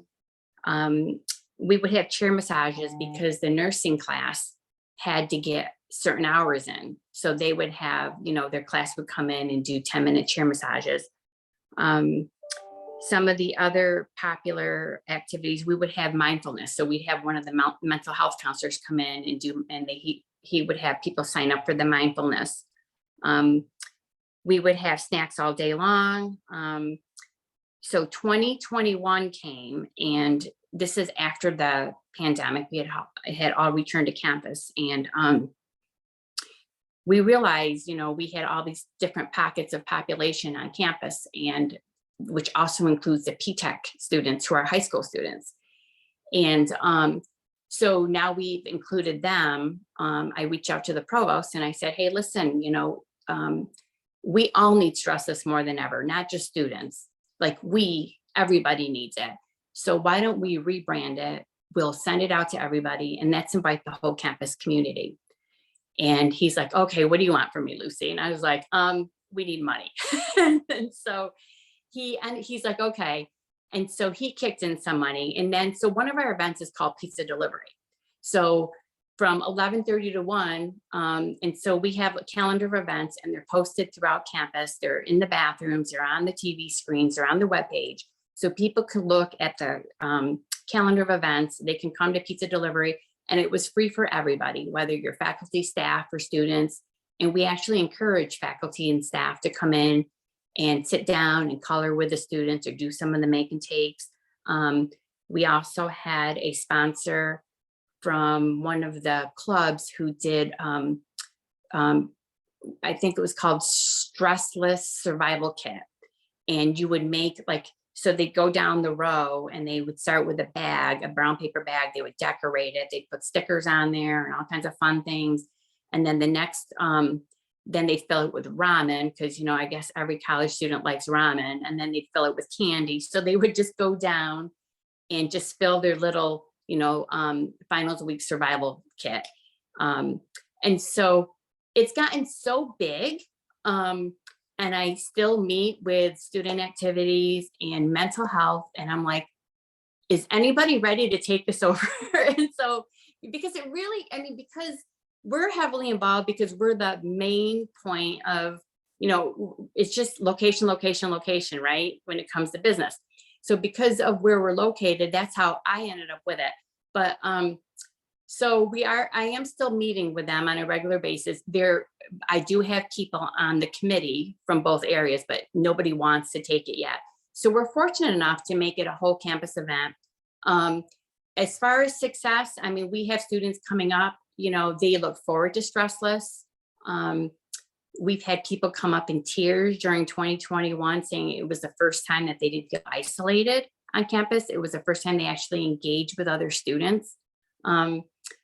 And so it's something that we're very, very proud of. And I feel like it continues to grow. And I have people contacting me now saying, hey, what do you think about this? Could I come and do this for an event? And we're like, sure. And some of the, you know, it doesn't matter what it is. Sometimes we had somebody come in and do balloon animals. She used to be a clown on the side or something. So she knew how to do balloon animals. And so we would just put that on the schedule. Somebody else did like breathing with Tammy or something like that. And then it was a form of yoga. But one thing we noticed that people don't like to do is they don't like to leave the area. They like to have everything right there in the library. We even had acupuncture. So student activities actually paid for acupuncture to come in. And it was kind of funny because, you know, I'm looking around me, I'm seeing people with needles stuck in their hands. And they're all in there de-stressing. So, and it's just something that people all want to be a part of. And we do have quiet areas if people want that quietness in the library. We haven't, I mean, you know, maybe a couple people have thought it was a little bit loud. And so we would just send them off, you know, to a quiet study area. But, you know, I think some of these distractions are good. They're not necessarily bad because, you know, vacations are distractions. So sometimes you need that just to get away. And I've seen it where people actually sat there for the whole day and they would just have one spot. They'd sit there, they'd start coloring, they'd start, you know, doing something else, they'd eat something. And then, you know, then they might go back to studying a little bit. So they actually look forward to that event. So that's what we do at TC3. Any questions for me? Lucy, if I remember correctly, before the pandemic, you also had a psychic come in? Yes, we had psychics come in. We've had so many different activities, and yeah, we had that. Yep, whatever. You just had, you had so many different activities going on to choose from, and that's what impressed me so much. Yeah, and we try to keep it interesting. I mean, it used to be 4 days, and then now we made it's exhausting for the Stressless team. So in 2021, we're like, you know what, let's cut it down to 2 days. And so I think we're going to keep it 2 days from now on, and then that's more manageable. And then that way we can focus and concentrate more on those 4 days. And we do, I mean, I'm going to be honest, we get so many snacks. We have chips, so we have, you know, granola bars and so much fruit coming through that we have leftover. Like, and so we usually just leave them out at the table. You know, once Justice is over, we leave out the leftover snacks for the, you know, for people who are still in the finals, and they come in and get something to eat while they're there, because, you know, during finals, I feel like everybody de-stresses differently. Some people like healthy foods and some people like junk food. So I'm all about the chocolate during stressless week. So, but it's good that we can coordinate, you know, and that it has really become a college-wide event where everybody actually pitches in and they help. And the Sign Up Geniuses really help a lot for our dog signups too. So we might send it out like, hey, if you have a little dog that you want, and we'd have a little bio of the dog, and you know, we would advertise the dog. And you know, we have people who love to just volunteer. Oh, and the other thing that was really helpful is that we ended up coming up with a laminated volunteer to-do list. So it tells people exactly how to measure the popcorn, and we, you know, we have our gloves, and Buildings and Grounds, they donate all the gloves, all the hand wipes, all the tables. And so I think we've mastered it where we know what we need to do now and who we need to order what from. And I feel like people in the college want to pitch in. It's nice to partner with people throughout campus so that you're not all in your little silos, and everybody, you know, it's a time for people to actually come together at the end of the semester. But so ours is a little bit different than yours, which yours is at the beginning of the semester, ours is at the end. So one question that came in, is, when do you start planning? So the first meeting will be next week. So we'll start planning, and then it's just a matter at this point, it's just a matter of plugging in. So, you know, everything is pretty much done. So at this point, like, I just submitted the presidential grant proposal probably like 2 weeks ago, and it came back approved. And that's a huge help, especially for the pizza delivery. Okay, great. Thank you. Any other questions for Lucy? Lucy, thank you so much. As you know, I'm a graduate of TC3, and I'm jealous that these things weren't happening when I went to school. So, thank you. Thank you. Okay, next we will hear from Jillian, who is with us now. Jillian. Hello, thank you. Yes, so at Binghamton University over the summer, we started doing what we kind of called a summer camp for our employees in the libraries. These were basically regular sessions we had, like walking groups and lunch groups. And then we also had some different activities for folks. Some of them were library people sharing their skills. We have a few folks who teach yoga, and Megan taught some yoga for us. We have some very crafty people. So we had some arts and crafts sessions. There was also making use of other departments on campus. So we kind of used what's here. We've got a greenhouse. So we had a tour of that. There's a nature preserve, and we've got some people who use that space a lot, take walks there all the time, can give some advice for bird watching, all that good stuff. So it was kind of a combination of having regularly scheduled things that people would know they could plug into their calendar, as well as drawing on the skills and spaces that are available to us here on our campus. We did also have a sort of a bake-off. It wasn't competitive at all. We did not make people eliminated or what have you, but we did have some different times when we just had a few bakers at each session. So we could really highlight the folks who brought things in each time. There was some concern about if there would be enough for everyone. I think particularly with our seasoned bakers who worry, we have 90 people, so we want to make sure somebody gets something from this, 8-inch cake. But I really liked that, because I think the great thing about folks who like to bake and cook is they want to share what they've got. So sometimes it might be overwhelming, the number of dishes that are available, the amount of food we have. So it was nice to focus in on that. The only thing that I really did, besides, I guess coordinate it, but I just had little Star Baker buttons that I made for people who participated, because we have our button maker. I came up with a quick design in Canva, and people were very appreciative that there was, even just a small gesture, recognizing that they did something. They shared their skills. They, took the time and the energy to make something nice for people. Let's see, what else did we do?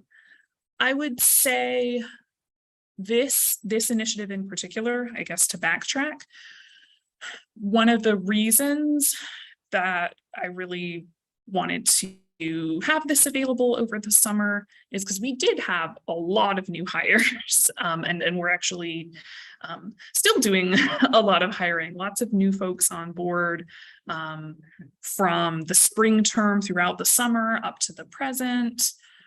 And to me, it's really important to intentionally build spaces where people can network, people can get to know their colleagues, people can feel included in the institution.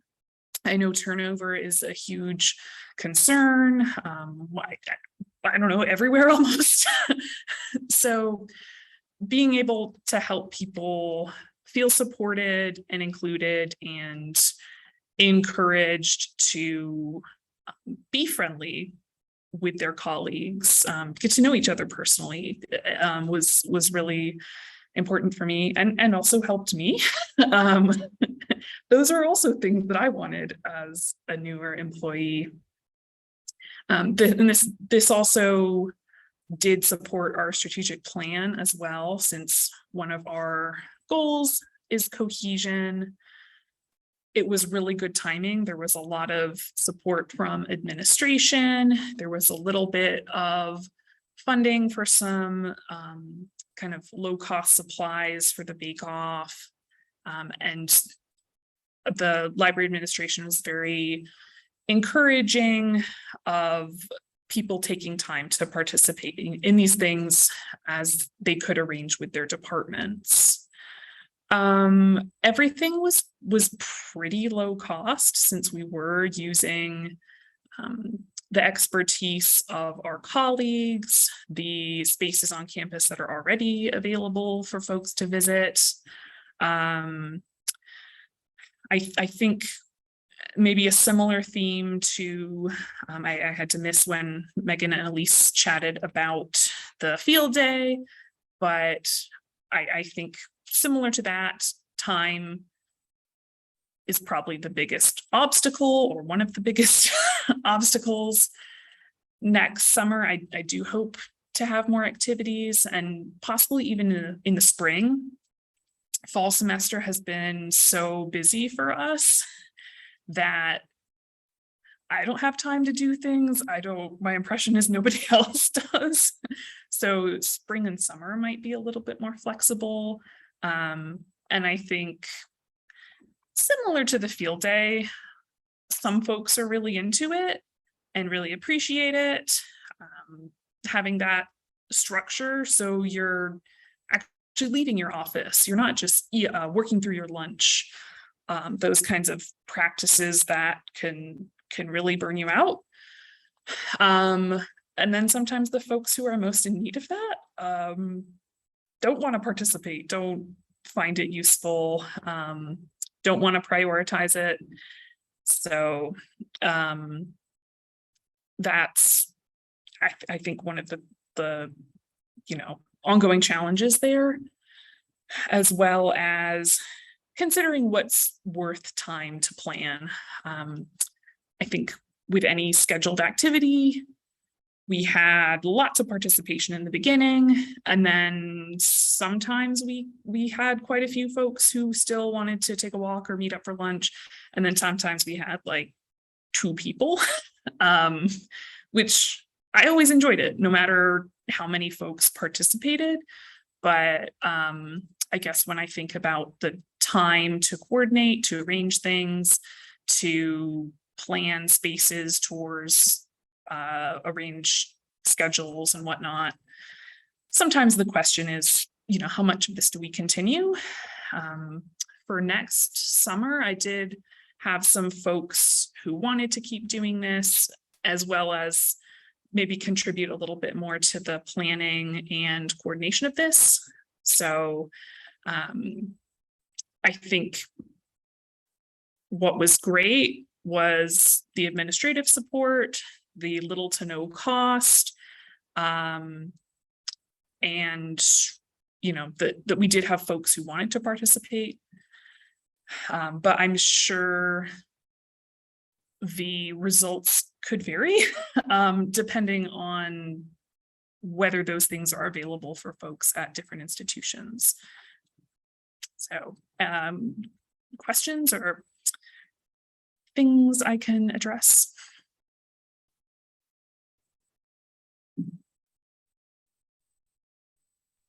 Can you just tell us one more time, like how long does this event run? Is it like a week or something, or? Oh, right. No, that is helpful context, I'm sure. So we did our summer camp probably for most of June and July.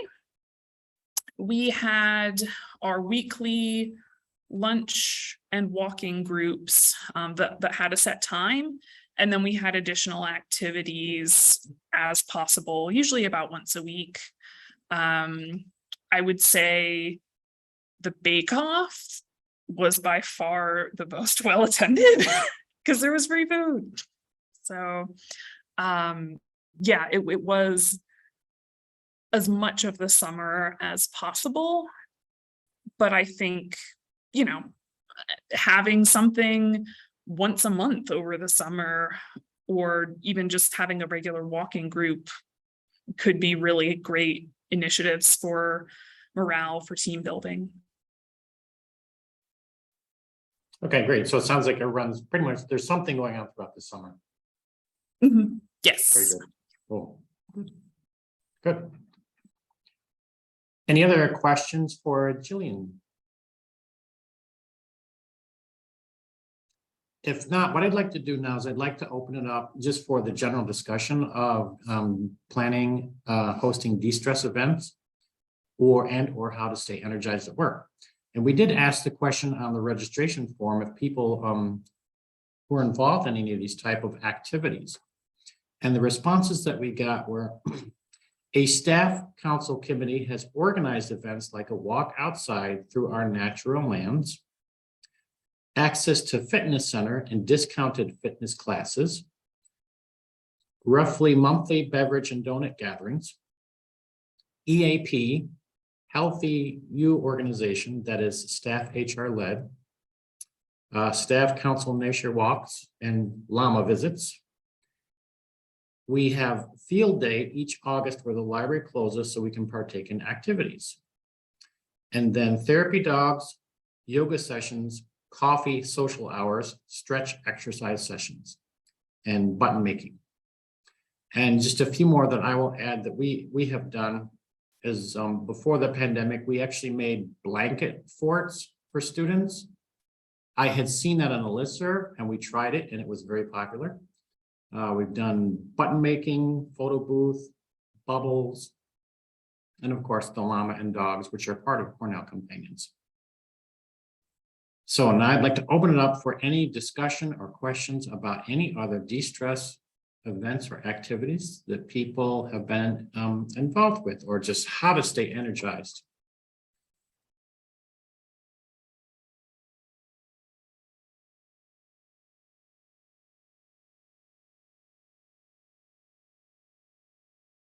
So what I'm hearing is I'm hearing a common theme, and the common theme I'm hearing is food, some type of food, and pets, right? Were there any other common themes that came through? People remember?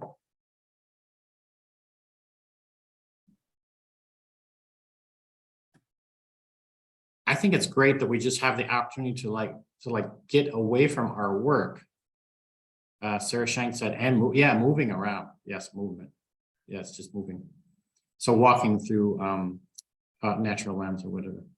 More than one place to chair massage and or yoga, right? Yeah, yep. Yeah, chair massage is also very important. Where do the staff dogs hang out? Is that a question for Jillian, or is that a question for Lucy? Hi. So our staff dogs so we're a little bit unique because so our staff are usually given permission. So like if their dogs, so if they're not signed up for the time, if they have a 9 to 10 slot, they would just hang out in their office, and then they would come up for like their 9 to 10 slot. So we only try to keep 2 dogs there at once. But TC3 is kind of unique because we're kind of in a rural area. We're not close to anything. And so it would be kind of difficult if somebody brought their dog to work, they wouldn't be able to run back home. So they just pretty much stay with them all day long. So I guess it depends on each individual dog. Like me, no way, I'm not bringing my dog to work. Like, no way. So I think, but sometimes, you might get Gertie, and I think Gertie is actually, Gertie, I don't know if you know Gertie, Ben, but Lynn Thompson has Gertie, and Gertie is actually, she was a service dog in training, and I think she did end up registering her through the Cornell Companions. But Gertie from day one was such a well-behaved dog, so nobody would even know that she was in the office with Lynn all day long. So I think a lot of it depends on the pet owner. So, but as far as the allergy goes, so originally it used to be in the library. So what we do now is we just have like this little dog house. It's really cute. And there's pictures of the dogs. And then there's little paw prints leading them to a room. So the room is in the conference room. And then we also provide an air purifier, there. But so the dog is in a room away from everybody. So that way we can, deal with the allergies for that.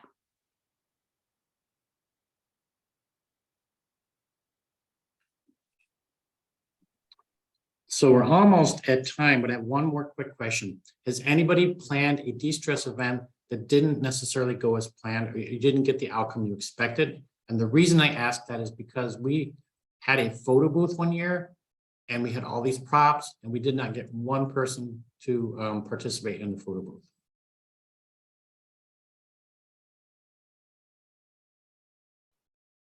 I've tried to offer yoga in the library during de-stress week, but nobody showed up. And I think there's lots of reasons for that, but I think that a lot of students aren't expecting that to have yoga in the library, or feel like they have to come prepared with their mat and their change of clothes and all this other stuff. And typically that's not, it's meant to be like not sweaty and just more of a break. So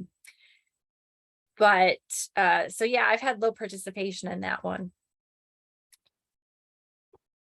Okay, thank you. Okay, I think that we are just about at time, unless there are any other final questions or answers. Oh, Anna says, any musical instruments? We have done a few jam sessions here on the Ithaca College campus. Yes, music also helps.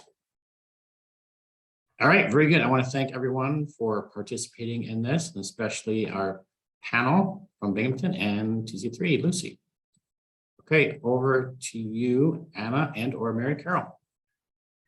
Thanks, Ben, and thanks to all of the panelists. Really, really useful information there. We're going to hold the next half hour or so open for general networking. Ben and I had talked a bit about maybe some questions to put out there. And Ben, I know that you had had a few. We had talked about how are people doing with professional development, and are you only attending free programs these days, or how do you feel about hybrid, and how are your staff budgets for continuing education staff development?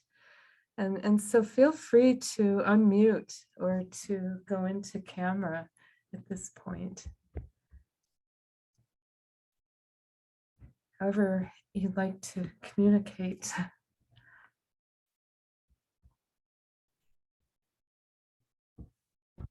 Hi, oh my gosh, my voice. Oh, Elise Thornley. Jump in. Something that we didn't necessarily mention in that previous portion, because it's a little bit of a separate kind of event, but still local to our libraries, is that our libraries inclusion, diversity, equity, and accessibility office is doing kind of like a pilot of a weekly bookend, which is to support the setup of the week and then the wind down of the week. So there's virtual, you can do it in person or virtually, but each week goes over different sorts of employee productivity or satisfaction or wellness or hacks, and they're paired with like aromatherapy. So you can get your own little tiny bottle of like lavender or the other sorts of scents to kind of pair with that. So that's something that my supervisor is testing in the libraries, is that's her kind of jam, but it seems to be going pretty well. I'm certainly enjoying it, but that might be something for folks to think about too.